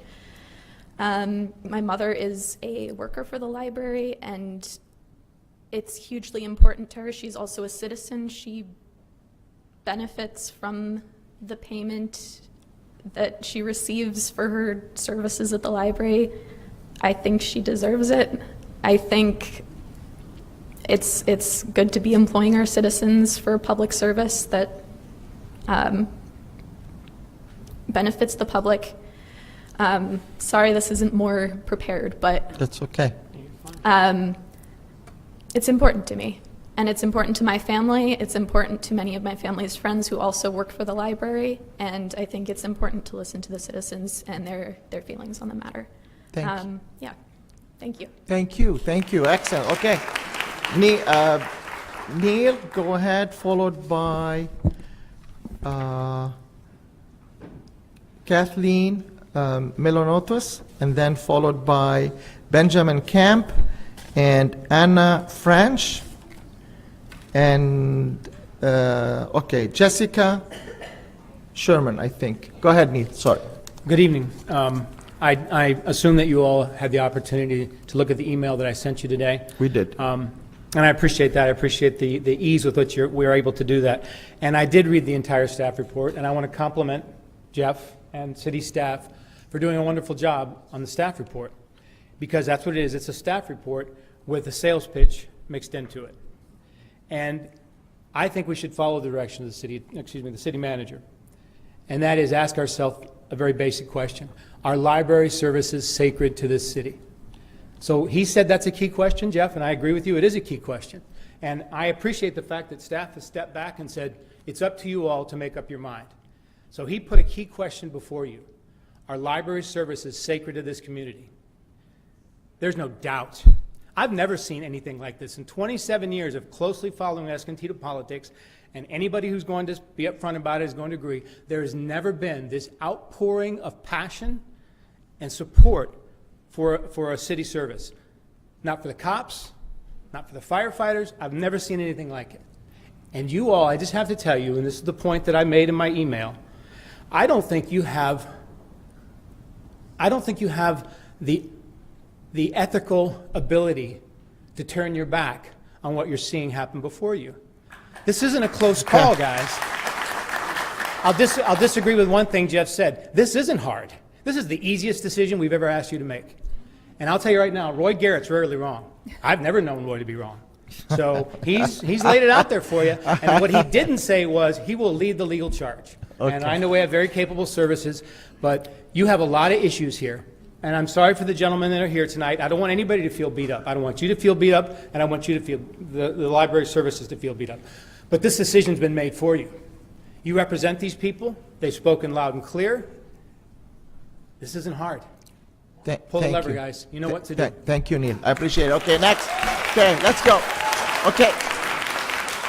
We're not halfway yet, so. Okay, let's go. Thank you. Mayor, council members, my name is Reverend Benjamin Camp. I'm from First United Methodist Church of Escondido, and I'm here as a citizen of Escondido, and I feel like the gentleman who spoke before me really primed the pump for what I'm here to say, and Jeff brought up the question of the sacred. That's kind of the area that I work in, and we've heard we've heard a lot about dollars and cents with maybe some questionable arithmetic in there. So I want to talk about the moral frame and moral responsibility that we have. What is a library? A library is the symbolic center of a community's knowledge and history. And so the question with that is that we have to ask, who does that belong to? Does it belong to the people in the community? Or does it belong to a company that's not based in California, actually Maryland? That's a long way away for those for us to go talk to those corporate boards who are going to be in charge. And so I believe that that sacred institution belongs to the people, should be controlled by the people, should be responsible to the people, should serve the people. And how do we do that? We keep it in the hands and control of our community right here, the people that are right here, the people that you've heard. So finally, we've heard a lot of passion, and I think a lot of truth-telling, so are you listening? Have you heard? Thank you. Okay, next. Okay, let's go, please. My name is Kathleen Melanakis, and I'm a resident of Escondido. There's no one that loves libraries more than I do. I'm an author. I have written 4 books and published them, including one that sold 50,000. I've been to libraries all over the country. I've been to libraries here in San Diego County. I've been to the Escondido Library many times. I've researched books and taught my daughter, homeschooled, and I'm very familiar with libraries. My position is that what the goal is to have a well-managed, very public and open accessible library with quality materials, with good employees, and just as a citizen, that's what we're all looking at. Our goal is to have a well-run, well-managed library that is high quality. And I think the mayor, you are doing a good job, and also city manager Jeff Epp, in being managers, because I'm a household manager. My husband's a professional manager. What you try to do as a manager is get the most for your resource, do the most with the resources that you have. Now, I've hired and fired a lot of people just working on my home, and other teachers, professionals, lawyers, and people that give services. What you always want to know is, do they do what they're going to say? Do they do what they say? Do they do what they say they're going to do? That's the first law of business, first law of contracts. And you can find that out by finding out if they have a proven track record. And then the other thing about, you want to know if they're honest. Well, that's part of it. Are they competent? Are they honest? That's how you hire an employee. So I want to know if they have a proven track record. Have other companies been allowed to bid on this? Okay. And Okay, thank you. Yeah. is the process open Okay. and to the public Great. and Thank you. and Thank publicly you. debated? Thank you. Thank you. We appreciate it. Anna French, followed by Jessica, followed by Eric Carr, followed by Ron Giles. Good evening. Thank you for allowing me the time to speak. Sure. My name is Anna Embry French. I was born and raised here in Escondido along with my two brothers, and we spent many days in the libraries. I used the libraries for approximately 22 straight years with reading programs, crafts, the architecture, the archival building, school projects. I went to piano recitals there. So I recognize that the library is a vital community resource. I know this, and I also know that LS&S is for profit. They're looking to profit off of our already stable and wonderful library. As a voter here in Escondido, and my husband and I recently moved back here, we look to vote for you based on how you spend our taxpayer money. I would be inclined, Jeff, to vote no on a bond measure to build a new library if I know that it's going to profit an already for-profit company. We're looking to purchase our first home. We strongly consider cities based on how they spend taxpayer money, whether it's wisely or wastefully. Paying a management company a fee to oversee our library is an unwise use of money. I want maximum taxpayer money kept local. Please do not outsource our library. Thank you. Next is Jessica. Is Jessica here? Is Eric Carr here? Come forward, please. And followed by Ron Giles, followed by Bonnie Packard, followed by, sorry, that's a tough one, George. We will figure that out. Okay. Go ahead. Oh. Hello, everybody. My name is Eric Carr. I'm a longtime resident of Escondido, and I'm honored to be speaking to all of you today. I just wish it were under better circumstances.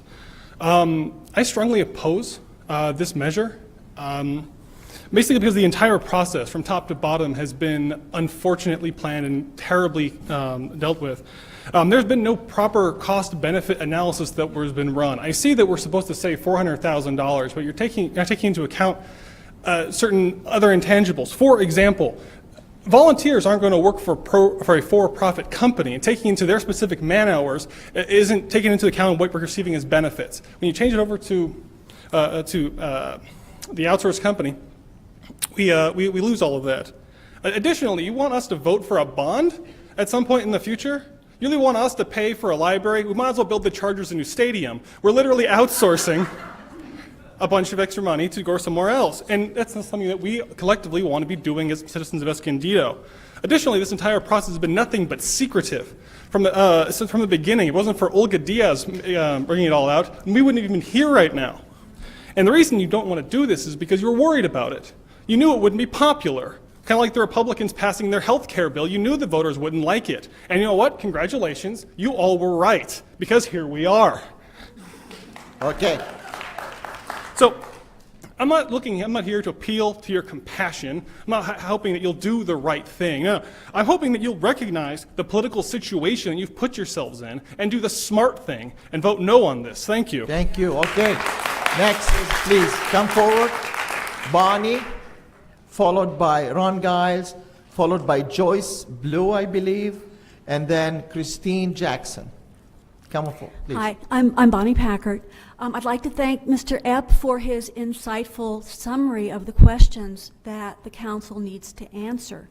And clearly, this very first question about whether the idea of outsourcing library services is something that you just don't do, from the outcry that you've seen, clearly many people believe that this is not like utility billing. It's not the same thing.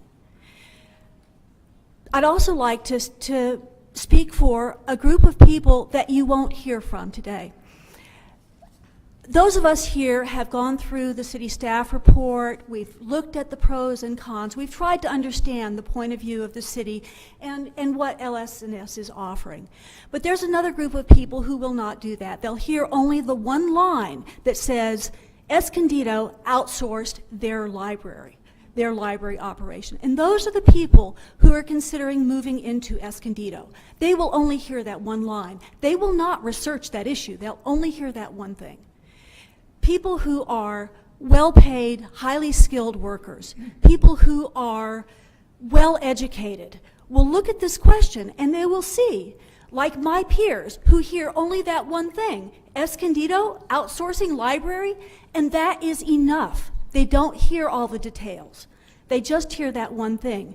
If you want to bring people to Escondido who are these well-paid, highly skilled workers, people who have achieved high levels of educational attainment, this one issue will show up in the news when they start looking at the city of Escondido. Look at the statistics for Escondido versus other cities in the San Diego area as far as what the income levels are and the educational levels. Those are affected by issues of this type. Thank you. Thank you. Ron Giles. Ron Giles will take 4 minutes. If you can make it with less, that would be great too. Followed, 1 second, Ron, followed by Joyce Blue, followed by Christine Jackson, followed by Juliana Crespo, followed by Stephanie Farley. Thank you. Please come forward, everybody. Go ahead. Honorable Mayor and council members, the Library Board of Trustee bylaws state the primary mission of the trustees is to hear the concerns of the Escondido residents and provide timely advice to the Escondido City Council. We have done our due diligence. During the process of considering the possible outsourcing of the library services, the board listened to a presentation from Library Systems and Services. It received and read, and it's out now up to 95 letters and emails from community members. We heard 58 community members speak directly to the board during the last 2 trustee meetings, which were attended by over 250 citizens. We also received an 81-page petition with 1,000 signatures and a separate online petition containing 576 signatures opposing outsourcing EPL. In all the communications received from Escondido citizens, 3 people have been in favor of outsourcing our library, while all others were opposed. Considering this community input, the Library Board of Trustees have come up to the following conclusions. 1, LS&S would save approximately $400,000 per year in operating costs, as estimated by the City of Escondido Finance Department. Number 2, LS&S would open our library on Sundays, and as Mr. Epp has said tonight, there is a proposal by our own library administration to do that also. Number 3, the EPL will lose talented staff due to both outsourcing and uncertainty. Big concern of ours. Number 4, Escondido will lose community support for both the library and the city, as indicated by the overwhelming input from the citizens who communicated with us. Number 5, Escondido could lose a high degree of local control over the operation of our library. Number 6, Escondido will most likely lose our chance to build a new library on the city campus of Grape Day Park. It's extremely difficult to pass a bond at 67%, even if you have no organized opposition. With the disgruntled population created by this proposal, it would be next to impossible for a bond to pass. Number 7, EPL has generated a great deal of civic pride. In 2016, an average of 1,366 patrons visited the library daily. These people are very passionate about our library and Escondido.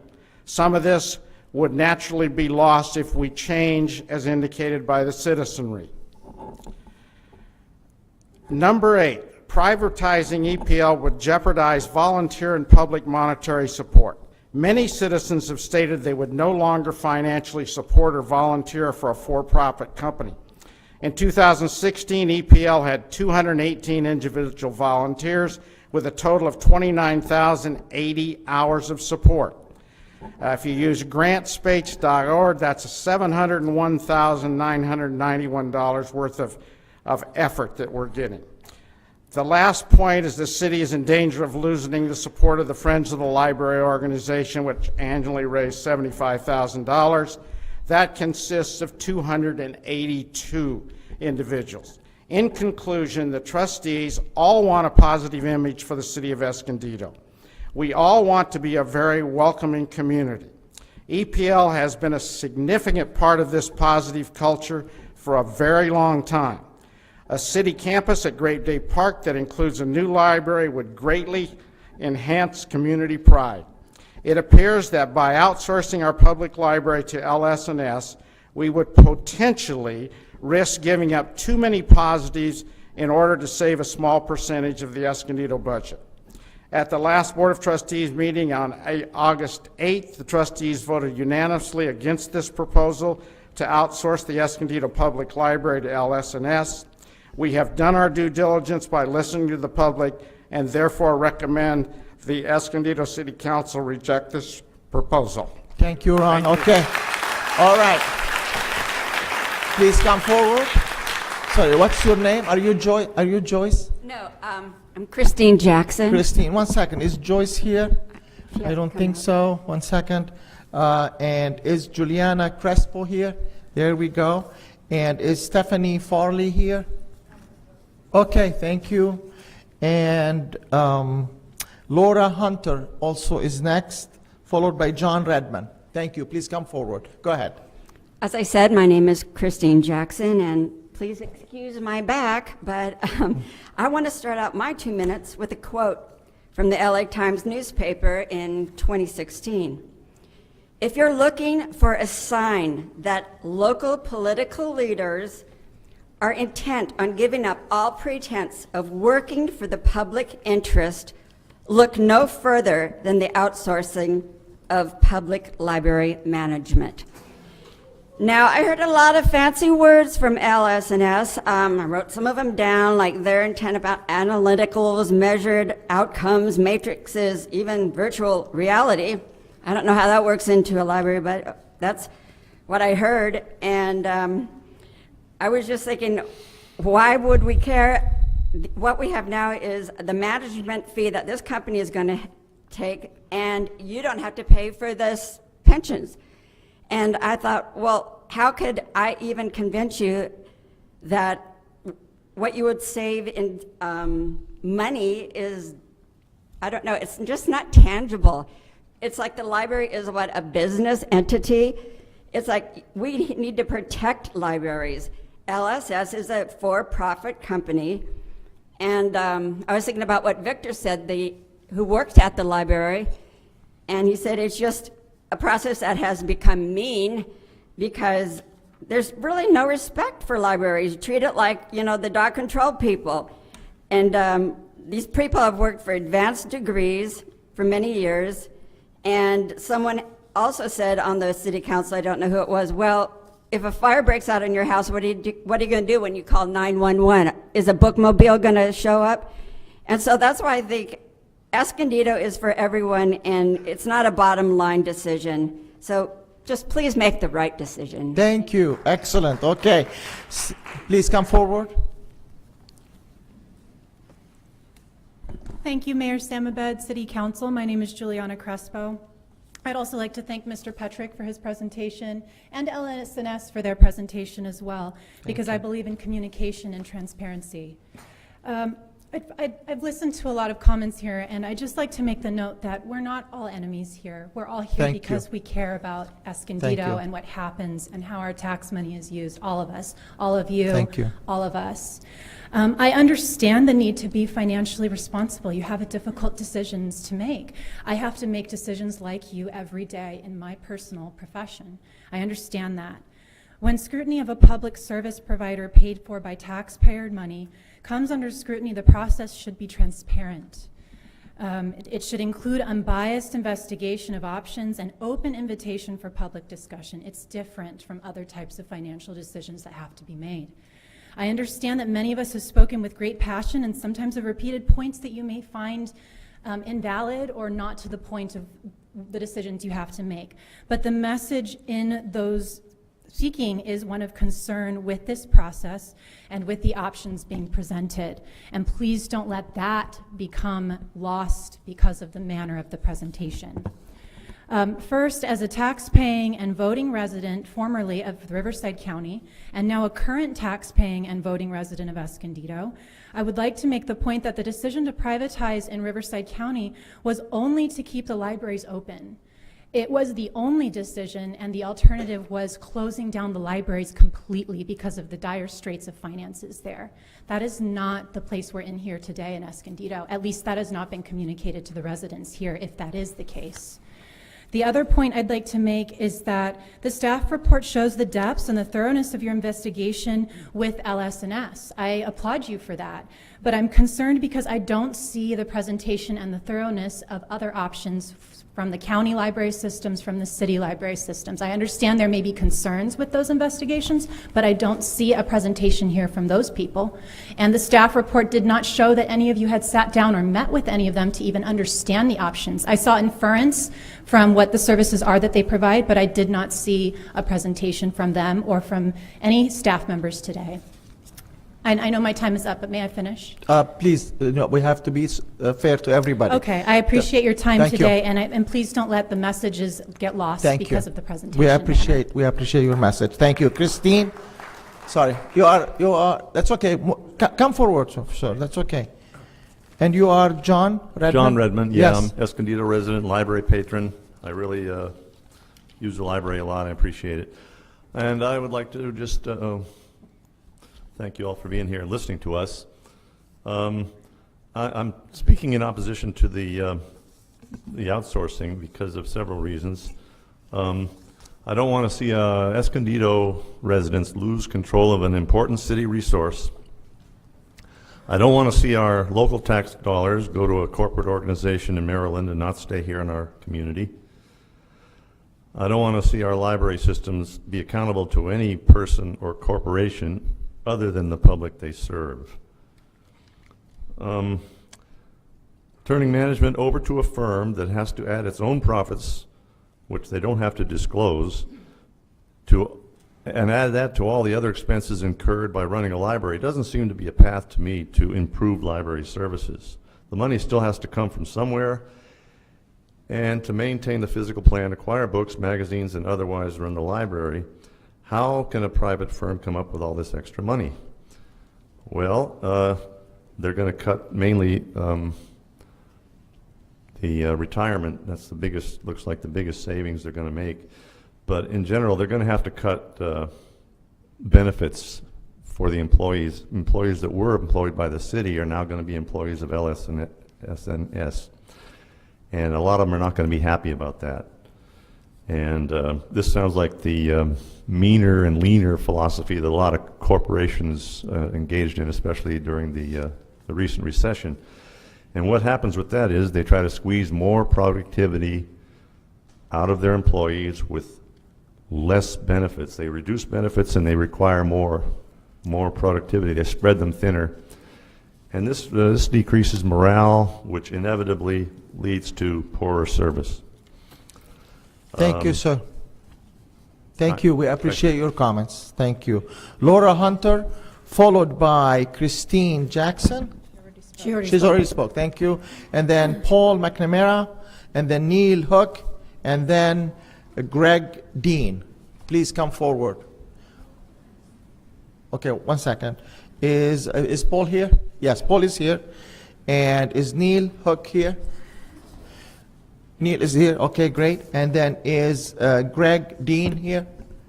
Greg, great. And then Laura is speaking now. And please go ahead, Laura. Okay. Good evening, and thank you for the opportunity to speak. My name is Laura Hunter. I'm a resident of Escondido, and I'm representing Escondido Indivisible tonight. We're very sorry, and we're a member organization of the Save Our Escondido Library Coalition, and we're very sorry we weren't allowed to give our presentation. We had a very well-researched presentation, researched by a librarian, I might add, a master's degree in library, and we would have liked to have shared that with you. I would have loved to have heard what the Friends of the Library had to say for their presentation, and I would have thought you would have too. I do want to speak to a couple points. The push-poll results are not credible or in any way meaningful. I listened to it, and it completely misrepresents and inaccurately presents the opposition's to outsourcing's position. Our opposition is based on there was no alternatives analysis, loss of local control, loss of a volunteer base, loss of quality staff. It undermines our ability to get a new library, loss of community-specific programs, and it has no long-term plan. The recommendation that you've got from staff ignores, I can't believe it, it ignores your own library trustees. And those folks took their job seriously. They listened for hours. They were thoughtful. They're unanimously opposed. You appointed them to advise you, and this recommendation acts like they didn't even exist. You're ignoring the American Library Association. I strongly agree with what Mr. Giles said and what Mr. Anderson said, and I hope you will heed them. How you're going about this is just not responsible governance to make such an important decision. You did not assess the other options that's been discussed. So I'm running out of time. So I guess in my closing comments, I want to plead with you, Mr. Gallo. I hope that you will deeply consider the families and residents in your district that need and use these programs. And Mr. Masson, I hope that you will think about, you do have a vision, you did lay out a vision for a new library, and you're putting it at risk if you vote for this outsourcing proposal. One last time, we're asking for you to hold off until all the options have been weighed. Thank you. We'd ask you to withdraw your proposal. Thank you. This is not right for us. It's not about assets, it's about people. Thank you. I appreciate it. Okay, next please. Okay, let's move forward. I'm Neil Hook, and we heard a glowing report from the SLS that, as President Reagan said, trust but verify. They need a lot of verification, but we don't need any verification from our own library. We know exactly what they have to offer us. We learned from history. Many years ago, the council considered the closing of the Valley Library a financial victory, but it was a tragic decision for those library users. The children and seniors in that area have suffered from lack of easy access to their library and have missed all the intangible benefits the library offers for them and for their future. The council ignored the people's wishes, and it seemed to be what they are doing now. Years ago, Olga Diaz was the only one that voted against closing that library. And here we are years later, and we still have Olga Diaz seeming to be the only one that represents the people. Okay. You're taking his time. This council seems to think the focus is money, but it isn't the money. The council needs to recognize the unity and powerful emotional involvement people have with their library. The library is a sanctuary in these stressful times. People are comfortable with the cheerful, caring staff and volunteers who are not motivated by profit. The good feeling results in a closer, positive relationship with the people of Escondido than the city.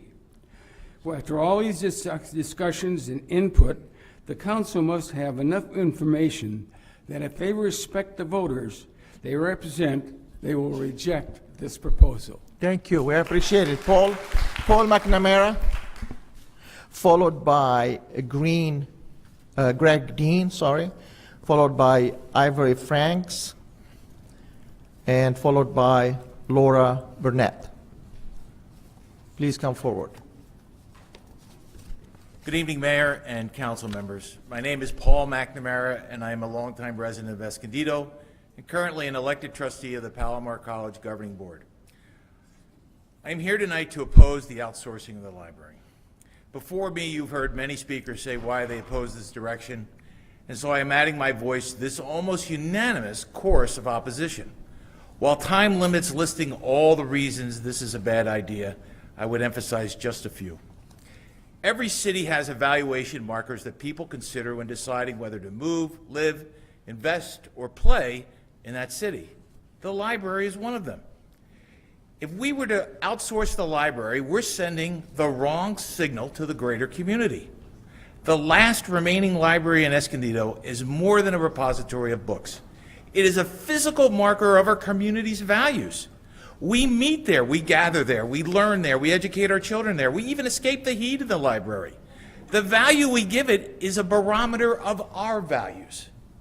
While we've heard many times how the majority of this council wants to improve the city and its reputation, but a review of your record shows a record of bad decisions and this will simply be one more. It will have the opposite effect you want it to have. A budget is simply a reflection of a city's priorities. Does our city's budget reflect priorities that will attract investment, growth in the way you would hope that it would? Sadly, it does not. The way you get yourself out of a hole is to stop digging. You've put us in a hole, a downward spiral. You've tarnished our reputation. Stop digging. We were and can be the city of choice, but we need to make the right decisions. Outsourcing the library is not one of them. Thank you. Next is Greg Dean. Thank you. Greg, come on forward. Thank you.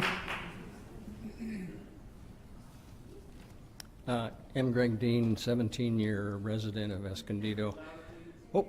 Yeah. Okay. Yesterday, the San Diego Union Tribune finally published one of my letters, and they left out 6 words in the second paragraph. I'd like to read what I submitted, and they omitted. This outrageous effort by City Manager Epp and the City Council to stealthily convert our already welcoming and thriving public library into an institution not answerable to the community must be seen precisely for what it is, a union-busting, hostile takeover bid by an East Coast outfit excoriated by the New York Times. In case you don't know what excoriated means, that's to denounce or berate severely. Another better observer of San Diego politics, Logan Jenkins, wrote, in an ideal world, the city would have held hearings to determine if the quality of the library's service, its programs, and its attendance and circulation has indeed deteriorated. But that opportunity was lost. Keep Escondido Public Library public. Thank you. Next, please. Thank you. Move forward. We're doing good. Thank you for your patience. We appreciate it. Good evening. My name is Ivory Franks, and I have a master's degree from San Jose State University, and I'm here to share my experience as a library systems and services employee. I have worked for library systems and services since 2010. I've worked in different roles. I've worked as a branch manager at the Eastvale Library, the Grace Millman Library in Temecula, the Paris Library. In 2010, I made the conscious decision to leave a public library system to join LS&S. Working for the public library, I felt as if I hit a glass ceiling, and my role was confined within certain areas that didn't allow me to provide to a local community of library patrons. LS&S has provided me with opportunity to not only serve library patrons, but also add additional programming, work with Friends of the Library organizations, as well as library commissioners. I'm just here today to tell you that it's a positive experience to work with library systems and services. If you join in partnership with library systems and services, you still will have the ability as a community to decide the services within your library and to partner with nonprofit organizations. Thank you. Thank you. Next is Laura Burnett, and followed. Is Laura Burnett here? You're Laura? Okay. Is Barbara Harrison here? Okay. Okay, great. Is Lori Menrad here? Lori Menrad. Is Jim Bowman here? Bowen, sorry. Is Joe Garcia here? Okay. All right. Okay, go ahead. Good evening, Mayor and City Council and city staff. My name is Laura Burnett, and I am a U.S. Air Force veteran. I hold a master's in business. I hold a master's in library science, and I have a teaching credential. and I represent the type of staff that Library Systems and Services hires. So it has been very difficult as I sit and listen to people speculate about the kind of workers that we have in our wonderful libraries here in California that I get to be in and walk in and visit every day. And they are just as educated, they are just as passionate, they love their communities, they live in their communities, they are taxpayers as well. And it was just very difficult to hear the things that were being said about my fellow colleagues.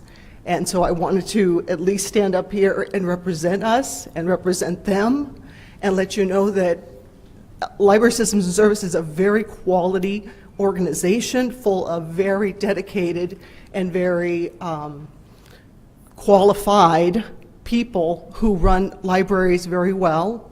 We are surrounded by volunteers and friends of the library and foundations who work right alongside us and partner with us. And the city of Camarillo's mayor, he loves to tell people that they, in Camarillo, since we have come to town and since we run their library and do such a great job, that people actually are moving to that town because it's so well run. So I just, to set the record straight. Thank you. Thank you. Thank you. Next is Joanne Greenberg. Or please come forward, whoever is there, come on. And please state your name so I can. Who am I? Barbara? Good evening, Barbara Howison. Yes, thank you. Good evening, Mayor, City Council members, city staff, and members of the public. I am Barbara Howison, the County Librarian for Riverside County, and I would not be working with LS&S today if my experience had been anything outside of completely fulfilling. During the past 20 years, and for 15 years prior to that, I was City of Riverside librarian. But for the past 20 years, the staff at Riverside County and I have had every opportunity to be the best librarians possible. During my time as building projects coordinator, deputy administrator, library administrator, and now county librarian, RCLS has grown from 24 libraries to 35 libraries, and it includes a municipal museum, and we're just starting a cataloging project with another museum, Edward Dean Museum, for their library collection. Thanks to the administrative support that we receive from LS&S, our library staff is able to focus on serving patrons and improving their libraries. Any type of change can be unsettling, and I can certainly appreciate that shifting to public-private library operations feels like a big step. To assume, however, that it is automatically a negative change for library staff and patrons simply is not true. I personally have seen the positive impact that these partnerships have on the library and the broader communities that we serve. Thank you for your time. Thank you. Jim, Jim, come forward, followed by Joanne Greenberg, followed by Molly Francis. Is she here? Molly, okay. And then followed by Misty Jones. Is Misty here? Jim is here. Is Joseph Bologna here? Okay. All right, please come forward. Please, go ahead, sir. Thank you. Jim Bowen, longtime resident, second-time speaker. I have heard a lot of things said here. I'm actually very pleased to hear the previous speakers talk positively about LS&S, but my opinion is this. The library system is something that we all appreciate around here, and while we appreciate the city's desire to save money, I think I speak for a lot of people that we don't want the library to be the place where we try and save a few dollars. That's one point. The second point is the city has a financial problem looming in the future, and that is a problem that has to be dealt with. But that's not the library's problem. The library has been doing a good job with their financial responsibilities, so I believe we need to take that into consideration. Finally, the last point, I'm going to be brief here. I know that there are a lot of people who are concerned about the library. There are possible ways of improving the library that we haven't discussed. And I want to ask the audience quietly to respond to one thing. Raise your hand if you are willing to sit on a committee to help the city, to help the Library Board of Trustees help improve the library. Mm-hmm. Okay, so that's my point. We have people who are willing to help. We want the city to do a good job with the library. We want the library to do a good job for the city. But let us be part of the decision. Thank you. Thank you. Okay, Joanne Greenberg, please come forward. Thank you. Good afternoon, Mayor, council members, and community leaders. My name is Joanne Greenberg, and I'm retired Escondido City Librarian. I stand before you to express my shock and dismay that the city administration has chose to work surreptitiously for many months regarding privatization of the Escondido Public Library. The mayor has said that although a decision has not been made, he does believe that LS&S will bring a passion and vitality to the library is missing now. And then he goes on to say, as many people have said, I believe our library has declined in vibrancy and in hours and in materials. LS&S will make the library more vibrant. That is when my hair stood on end. The Escondido Library has continued to provide value service to everyone in Escondido by highly trained professionals and who are greatly respected in many organizations and throughout the county and in the state, as evidenced by their many awards and grants. For example, and I want to give some very personal examples since I've been at the library for a long time, the author and celebrity events past and present. Do you remember, any of you, when Ray Bradbury, who was a venerated author, came to our library? How about authors Sandra Cisneros, Barbara Taylor Bradford, Tommy Chong, yes, that Tommy Chong, and Cloris Leachman. The library continues to welcome local authors Neil Griffin, Doris Martin, and Laura Cole. Technology and innovation, LS&S has talked about that, Jeff Epp has talked about that, but the Escondido at one time offered Wi-Fi to the public years before the city did.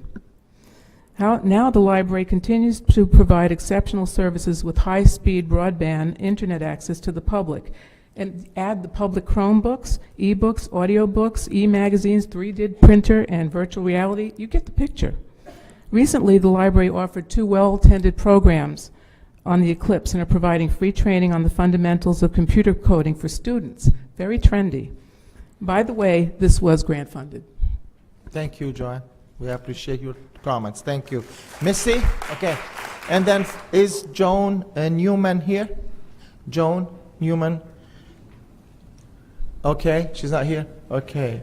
She's coming. Okay, great. Okay, and we have second, and we have here Hunter Ayers. Is Hunter here? Okay, great. And Laura Cole? Is Laura here? Yes, she's here. Excellent. Okay, please come forward. And then Paula Huntington. Please go ahead, Misty. Okay. Thank you. Thank you. Good evening. My name is Misty Jones. I am here on behalf of the American Library Association and the Public Library Association. They had sent you a letter. I just want to read excerpts from that letter. As presidents of the American Library Association and Public Library Association, we are writing to express our full support of the Escondido Public Library, and we urge you to dismiss efforts to privatize this vital community asset. Privatizing a public service such as the library threatens 2 pillars of public control: accountability and transparency, and undermines public trust. Library staff and trustees are accountable to their fellow community members, and they ensure transparency through open meetings, a publicly presented budget, and shared decision-making. A move to a privately operated library may jeopardize Escondido's ability to raise money for the library from sources such as grants, donations, and gifts. A for-profit entity may not be eligible to participate in the same resource-sharing programs that the public library offers. Moreover, Escondido Public Library has deeply rooted connections to the community through its staff, trustees, friends groups, and volunteers. A shift from a public service nonprofit focus to a privately run for-profit model will diminish these critical structures and connections that are the very heart of the Escondido Public Library, the city's most widely used public service. Successful libraries share something in common: a deep commitment and connection to the communities they serve. The professional staff at Escondido Public Library works with the community to ensure that residents' needs and interests are at the core of their mission and their everyday work. At ALA and PLA, we vigorously support libraries that are answerable to the people they serve. We believe that the Escondido Public Library has demonstrated its commitment and value to the community, and we believe that maintaining a transparent, locally and publicly governed library is the best path forward for current and future residents. Thank you. We appreciate it. Okay. All right, Joe, please come forward. Go ahead. Thank you. My name is Joan Newman, and currently I'm president of Friends of Literacy Services, and I've served on that board for 12 years and have been a long, almost 30-year resident of Escondido. When I first moved to Escondido, the thing that struck me most was the sparkling cornerstone of the Escondido Public Library. Even with its aging building now and aging facilities, it is because of the talented and caring staff that offer valued and unique services, and a devoted cadre of volunteers, many of whom I fear will not give their time to a corporation. So I ask you to please rethink this particular move and listen to all of those who have spoken before. We do not, and the board does not, favor outsourcing our library. Thank you. Thank you. Please come forward. Hunter. Hello, council members and mayor. My name is Hunter Ayers, and I'm an Eagle Scout. And so my family has been using the Escondido Library since moving to Escondido about 3 years ago. All of the employees and volunteers at the library, they know the people, they know the patrons, they are great at listening, at like what we want, I guess, and they're always friendly and helpful. Please do not outsource, because we like the library that it is, because it's local. And I mean, there's tons of businesses in Escondido that are locally run and locally owned. So that's what I have to say. Hunter, congratulations. You are a Eagle Scout. You look so young to be an Eagle Scout, but congratulations, and thank you for coming and sharing your things. Also, yes. One other thing that I'm sorry. I still have 40 seconds. That's okay. One other thing that I do have to say is, with the amount of people that have come up and expressed their opinions, that should probably give you a hint of what we as Escondido residents would really want more to happen. So thank you. Well said. Okay, Laura. Okay, Laura Cole, Paula Huntington, and Ruth Cameron, followed by Loretta McKinney and Liz White. Please come forward. Yeah, my name is Paula Huntington, a happy user of the East Valley branch. I'm opposed to the outsourcing. Subjectively, I really believe that libraries are a public good, and they're the responsibility of the community for the community. And I believe that public employees are dedicated and skilled, and that you get what you pay for. Subjectively, I really doubt the figures. I think that what I've seen is a superficial analysis, but what I do know is the choice is to send money out of the community or dedicate it to salaries and benefits for people who live in Escondido, shop in Escondido, spend their money in Escondido, raise their children in Escondido. So I think it's a mistake, but I pretty much get the sense that it's baked in.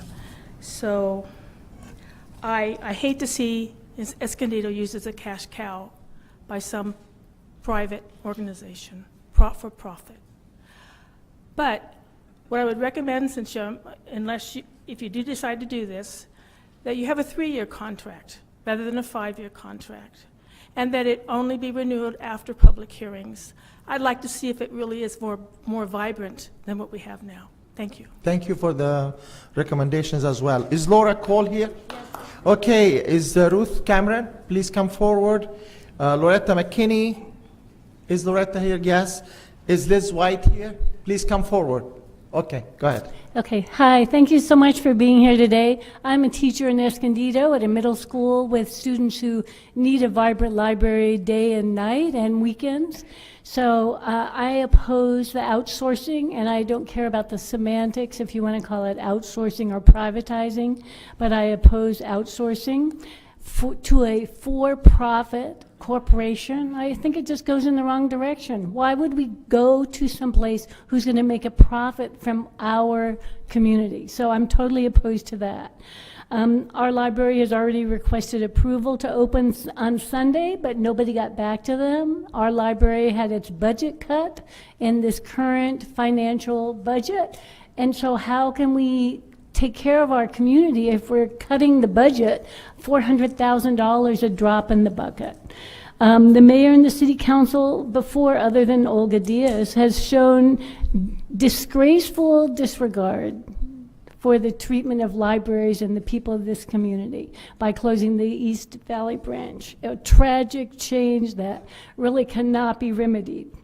But the thing that has me most worried is that the contract is for 5 years. If today we sign a document, a contract for 5 years, we will have no leverage in 5 years to say, oh yeah, we're going to jump back and be public. You can't go back once you close the doors, just when we closed East Valley branch, we couldn't go back and reopen it even when it was a disaster. So in 5 years, we'll have no leverage. They may be shooting us now something that might look good on paper.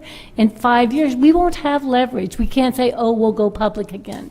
So we have to be very careful. It's a bad idea to have a for-profit organization take our library. Okay, Loretta, please come forward. Liz White and Brenda Townsend. And Ruth Cameron. Ruth, do you want to speak? Okay, thank you. All right, go ahead. Good evening, Mayor, Council, and community members. This evening, I come to you not as a resident of the city, but as your most recent Director of Library and Community Services. With 34 years of professional librarian experience, I know public libraries, and I know budgets and city operations in a variety of organizations. There is a saying that you can't fight City Hall. However, I do not believe that in your hearts you agree with this. I worked with the Riverside County Libraries for 7 years, and I am here to tell you from direct experience with this company's libraries that they cannot provide the same or better quality or quantity services that you already receive and make a profit. It is just not possible. I know the lack of quality their libraries provide. I know all of those libraries, such as Moreno Valley, were severely broken when this company took over their operations. We are not broken. I have no stake in this situation. If this were the only way to fix this budget problem, I wouldn't be here tonight. But it is not, and with no existing plan to address this budget issue on an organizational level, it is difficult to understand how this proposal is acceptable. This company wants to operate your library because they see a good opportunity. You have an outstanding public library, one that is highly regarded reputation in the county and with other libraries in the state and with the state library. I respectfully request that you not allow the saying, "You can't fight City Hall," to come to fruition this evening. Please follow the recommendations of the Library Board of Trustees and the requests and needs of this community to keep their public library public. You have a serious budget issue to address, but it is the duty of your city manager and department heads to develop a thorough organizational strategy for you, not one that just picks the low-hanging fruit with an insignificant return on its demise. Thank you. Thank you. Okay. Liz White, okay. Thank you, thank you, thank you, thank you. Liz White, just 1 second, Liz, please. Is Brenda Townsend here? Yes. Okay, Brenda, you're next. And is Monica Lashley here? Monica? Okay. Is Ed Cifuentes here? Ed Cifuentes is not here. Is Andrew Carey here? I see Tom Cowan, you're next. Okay, go ahead. I'm Liz White. Thank you for meeting with me now, I think 3 days in a row. Thank you. I guess, Jeff, you spoke at the beginning about whether this is going to meet the needs of the community, and I feel that it will not. And I also wanted to say that I'm really disappointed that we couldn't get the person who gave the excellent presentation to the Board of Trustees, because I think at the before they heard that, they were confused or pro having this happen and having the library privatized. But afterwards, it changed. Everything changed. It was like getting an education about what this really is going to mean to our library affected them. And unanimously, they went ahead and said that they don't approve of this. I'm glad I had my little talk on my phone because I've been getting rid of a bunch of stuff as I've been sitting here. But I did want to say, since I was one of the people who did try to go out and get a lot of petitions signed, it was an easy thing to do. Even last night, when I didn't have the strength to even go out again, somebody went out and got 100 more signatures. It's not that this city doesn't want to talk about the library. They love the library. They are against this. And if you need more signatures, fine. But when you discount these signatures and say, we're just library people, you're missing the point. And if you want to call me just a library person, go ahead. It doesn't hurt my feelings. I like to be called a library person, so. That's a compliment. It's a compliment Thank to you. me, for sure. Anyway, thank you very much. Thank you, Liz. We appreciate it. Brenda?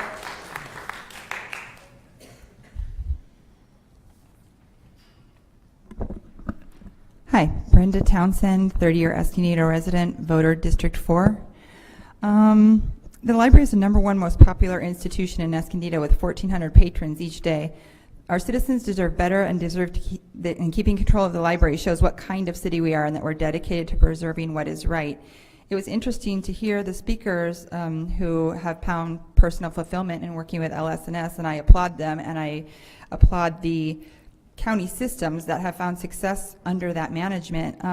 However, Escondido, we are different, and the fact is we don't need them. We are doing fine on our own. We have a very, very vibrant, very vital library. That was one of their promises on the website, that they're going to bring vibrancy to our library. I feel that we can save some money because we don't need to buy any more vibrancy. We already have a lot. So I think we can save money right there. For you, I understand you are not here to hear warm, fuzzy stories about how much people love the library. You have a deep financial hole. You need to claw your way out of it, and you are desperate for money. I understand that. This is not the way to get it. This is the last resort. LSS, even without any competition, has a terrible reputation and is employed in cities that are financially desperate, but this is not the way to go about this. We can't solve the city's pension problem on the backs of the library alone. We're supposed to be saving all this money, but other departments have to pull their weight as well. So I know you're looking for ideas, looking for resolutions. I'm sorry, I don't make the big bucks, so this is not my job, but try and help you out, maybe get a citizen task force to help you, figure out what we can do with the library, maybe look at joining the county system. Apart from that, let's work as a team to find out other ways to do this. You've not asked anything of the community, and we're willing to help you find a solution. This is not the way. Thank you, Andy Curry, and followed by Tom Cowan, and followed by Doug Paulson, followed by Dara Zerwanka. Thank you. There we go. Please come up and speak. Go ahead, Andy. Good evening. Honorable Mayor Abed, distinguished members of the City Council and City staff. My name is Andy Carey, and my wife and I have been residents of Escondido since June of 2009. Today, we are seeking your support to keep our library here in Escondido and under local control. As parents of 5 children, ages 11 to 18, we use the library nearly every week. It is an amazing operation and under excellent leadership. The staff is always courteous and helpful and provide amazing service to library patrons. The Escondido Library is an important source of learning and access to information to all of our citizens, regardless of economic status. Additionally, the library is an important go-to location just as much as our wonderful museums and other cultural attractions. My wife is a stay-at-home mom and volunteers her time to local schools to assist in science fair projects required of 6th, 7th, and 8th graders across Escondido. Over the past 7 years, she has assisted hundreds of school-age kids in science fair, with many of our young people going on to compete at the county level against other youth from San Diego, the South Bay, the coast, and other areas of North County. Our library provided these fine young people with the tools and resources for them to learn about science, technology, math, engineering, and more. The Escondido Library is an important resource in our community for our community. Please invest in our community's future and our children's future by continuing to invest in our library and by keeping it under local control. The citizens of Escondido have worked tirelessly to fund important infrastructure projects for the benefit of our entire community. The Escondido Library is an important example of this investment. Thank you for your consideration and your service to our community. Thank you for your comments. Tom Cowan? Is Tom here? He left? Okay. Tom is not here. Is Doc Paulson here? Is Dara? She left, sorry. And is Patricia Bushman here?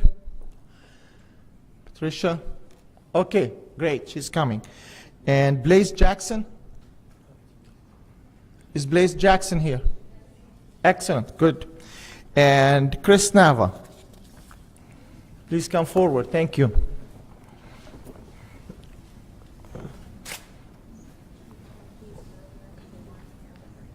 Okay, excellent. Try again. No. Good evening, Mayor Abed and City Council and our community. Okay, my name is Patricia Borschman. I am here in opposition to the proposed contract to outsource library services. I would like to reiterate some of the comments that have been made earlier. Basically, that there are new risks and complications now that have been introduced by new evidence presented through these public speakers. One is that you have new legal problems that are going to complicate the ability for, even if you chose to, or if the majority of you chose to approve this contract, that would make it another legal huge liability for the city, to undertake, and it would be another expensive mistake that should be avoided at all costs. There's some legal issues, there's some procedural issues and complications with the CalPERS, and you may think that you can evade pension liability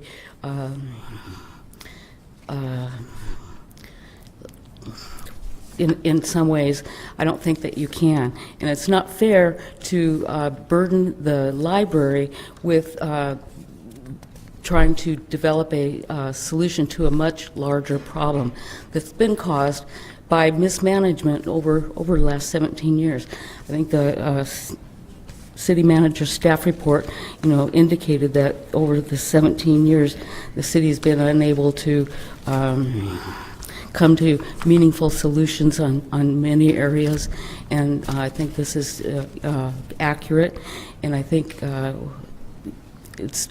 your job is to invest in the city, and your biggest investment and payoff would be to continue to honor the service that the Escondido Public Library preserves without the contract. Thank you. Thank you. Excellent timing. Good. Next is Mr. Jackson. Yes, Mr. Mayor, members of the council, city staffers, thank you for allowing me this opportunity. Over a half a century ago, a young American statesman went before a group of idealistic college students, and he encouraged them to stand up for ideals, to strike out against injustice, and to work to improve the lot of others.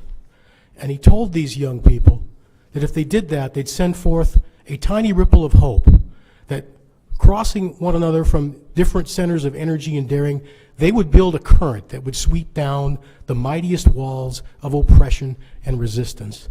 I'm very proud tonight to be, and yet humbled to be among so many people that have come here tonight to express their concern and their, to you and their support for the library the way that it is. And so the question I have to ask at least 4 of you, because I think it's pretty clear where 4 of you stand, do you want to be a wall, or do you want to be a conduit for that current that has been demonstrated so aptly tonight and before the committee and in the letters that have been written in support of the library? I think you want to be a conduit and not a wall. The only other thing I'd add to that is, Mr. Mayor, you might want to check with that polling company that you paid for that push poll with. It was a push poll, by the way. I know that because I got the call twice, and I voted against it twice, just so you know. So I'm not so sure that you paid for 500 calls, because I think at least one other person had the same experience I did, and I think you got shortchanged. Okay, thank you. Evelyn, okay. Chris Nava, and I understand that Joan DeVries and Evelyn Longstan are back here, so if you want to speak, please come forward. They don't want to. Okay, thank you. Then go ahead, Chris. Okay. Thank you. Thank you for letting me speak again. You know that I am a passionate library patron. In the Escondido website, we read that the mission of the City of Escondido is to provide quality services that enhance the safety, economic diversity, environment, and health of the community, where our customers and employees can thrive in an atmosphere of courtesy, integrity, and respect. We provide responsive quality service while maintaining fiscal responsibility through an open, participatory process. Now, we understand that you have a directive to be fiscally responsible, but you also have a directive to be accountable to your constituents and to embrace open participation in the government process. Mayor Abed, City Manager Epp, and City Council members, you have a chance to do what is right by listening to your constituents. There is no pressing need to immediately sign a contract with LS&S. We are asking you to explore all other options. Give existing Escondido Public Library staff a chance to make their own proposal for potential changes. Analyze the option of joining the county system. You represent us. This crowd is here today because we care about our community, and we believe that our library reflects the core of who we are. We ask that you not make a hasty decision today by agreeing to this outsourcing plan. You have Escondido's future in your hands. Don't sell us out. Thank you, Chris. Okay. That's it. Is there anyone that put a request to speak and did not speak? Is anyone that would like to speak? Please come forward. And please fill out the request after you speak. We're flexible here. Thank you, Mayor. Good night, good evening. My name is Patricia Serrano. I am living in this city for 23 years, and I'm homeowner in this city also.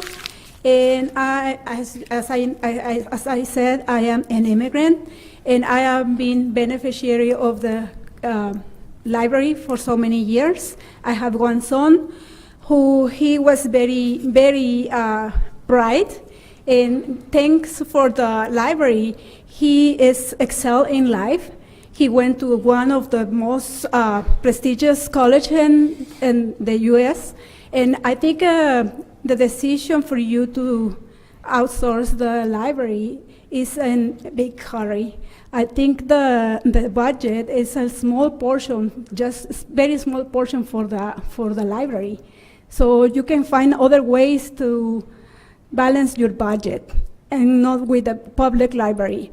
I believe the public library helps people like me and my son to excel in this country, and also it's the best way to get out of the poverty. Culture and learn in those settings are very important for my community.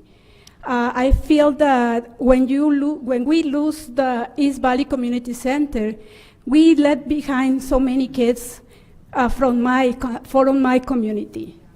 And I think that if you want a very bright and vibrant city, we have to start giving resources for the low-income people like me. So I ask you not to outsource the library, because it's an asset for the community. And I think, like I said, you have many other places to balance your budget, not with the public library, please. Thank you. Okay, sir, next. Hi, my name is David Horde. I'm actually going to read a letter that was sent to us via Facebook of a person who could not attend but pleaded with somebody to read it. Her name is Michelle Poncia Breyer. It says, "Dear Councilman Masson, 17 months ago, you gave Escondido residents hope and inspiration when you proposed that the city go bigger and better when it comes to a new library. Quote, we have one shot at building the library of the future, you told us. We believed you. We were ready to check the yes box on a bond measure to finance this ambitious, long overdue amenity for our city. What happened in the past 17 months to make you, some of your colleagues, and city staff want to gut this beautiful, beautiful plan by handing over one of the city's most precious resources to a private for-profit company? Libraries are a precious municipal resource in any city. They are meant to be run by experts in the field, by librarians who have studied information science for years. I cannot fathom why this idea has taken hold. The city has known about its underfunded pension liability for years. Have you really taken zero steps to ease this problem, and now you see fit to solve it on the back of the library? A public library is a basic city service. As residents and taxpayers, it is our right to have access to these basic city services provided by the city, not by a company based across the country. At this point, I'm not even talking or thinking about a new building. I'm just trying to save what we have. I would point out here, though, the city workers have their beautiful city hall, police and fire, not outsourced, have the grandest of headquarters, which we are still paying for. A city of our size should have a top-notch, accessible, well-run library. We are nowhere near being a, quote, city of choice if you take that away from us. It would be an exceptional embarrassment to no longer have a library that is truly our own. Thank you. Next, please. We have two speakers. Come forward. You will. Yeah, she's... Hello, Mayor and City Council. My name is Ana Maria Velasco. I'm a resident of Escondido, and I'm a retired teacher. I was in Palomar College in a class, and I had to run out of there to be here on time, and I was a little bit late. I forgot my glasses, so I can't read what I wrote. So here it goes. Now that I'm retired, I'm giving many, many hours to the city of Escondido and working for as a docent at Queen Calafia Magical Circle. I'm also one of the commissioners for public art. I'm also working with students in middle school, tutoring them and using the library. Here we are, and not just me. Many people here are giving many, many hours to work for you for free, for our city, because we love it. And I'm really concerned about the image we continue to give to the public, that Escondido is a city that is always in conflict and doesn't respect some entities like the library. The library is more than just an institution. It is the essence of a city. It is really not for sale. And so you're losing volunteers, you're losing support, you're losing money, and our image continue to be tarnished. So please listen to the voices. As I said at the library, this is not political. It doesn't matter where you stand, on what side of the aisle. It is the essence of our city, and we need to do something about it. So please don't go and outsource our library. Thank you. Okay. Please come forward. Yes. Do you want to speak up back there? Okay, come forward, please. This is the last two speakers. Thank you. Good evening, Mr. Mayor, members of the City Council, members of the public, supporters of the library. Can you hear me? Yes. Louder. My name is Kathleen Lamb. I've been a resident of Escondido for 30 years. I'm a retired high school Spanish for Spanish speakers teacher. I would like to mention that the library has existed here in our community for more than 100 years. It's part of who we are as a city. I think that some errors perhaps have been made in the last few years, the closing of the East Valley branch, a situation I witnessed myself when my students, whom I had gotten library cards, were told by the city manager's office, by the city attorney's office, that those cards could only be used once because their parents were not legal residents. I went back to the library, spoke with Laura Mitchell about this. She clarified that according to the state code, this is not the case. I'm frightened that our city is not facing the future of who we are and who we need to be in terms of the young people of our city, the citizens of Escondido, our future. And I ask you from the bottom of my heart to reconsider this plan, consider the possibility of becoming part of the county library system. Please stop, think this over, and do not act in a precipitate way on this. Thank you very much. Thank you. We appreciate your comments. Thank you. Okay, last speaker, please come forward. Hi, Mary Ann Diak. I want to say that, number one, I hear that this is going to save money, and, you know, I want to ask, but how much is it going to cost us? So sometimes we have a great idea that we're going to cut costs and we're going to save money. For example, I decided I'm going to stop my membership at LA Fitness or 21 Hour Fitness, and I'm going to go to Planet Fitness because it's only $10 a month. Well, now I'm spending $20 a week for an exercise class that they don't have at Planet Fitness. So, and by the way, on Tuesday nights and they have pizza, and on Thursday morning they have donuts, and this is really not helping me. So my point is that, you know, a lot of times we think that we're saving money, and in the short run we probably are, but in the long run, what are we doing? And so for the last, I don't know, 8-10 years has kind of been the mantra: we're going to cut, we're going to cut, we're going to cut. And we really haven't seen things get better. And I think that maybe we should try something new. Let's invest.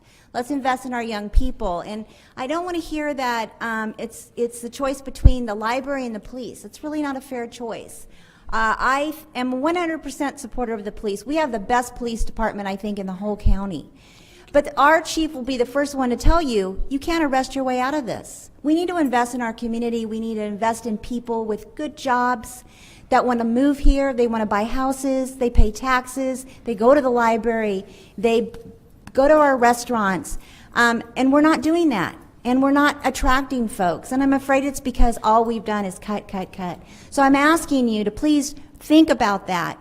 Think about the savings. Is it really a savings, or is it really going to cost us in the end? I think it will. So I'm asking you to please think about that, consider that.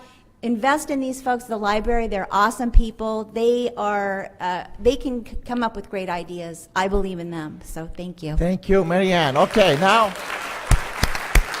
everybody deserves a round of applause now. Okay, we're done. Thank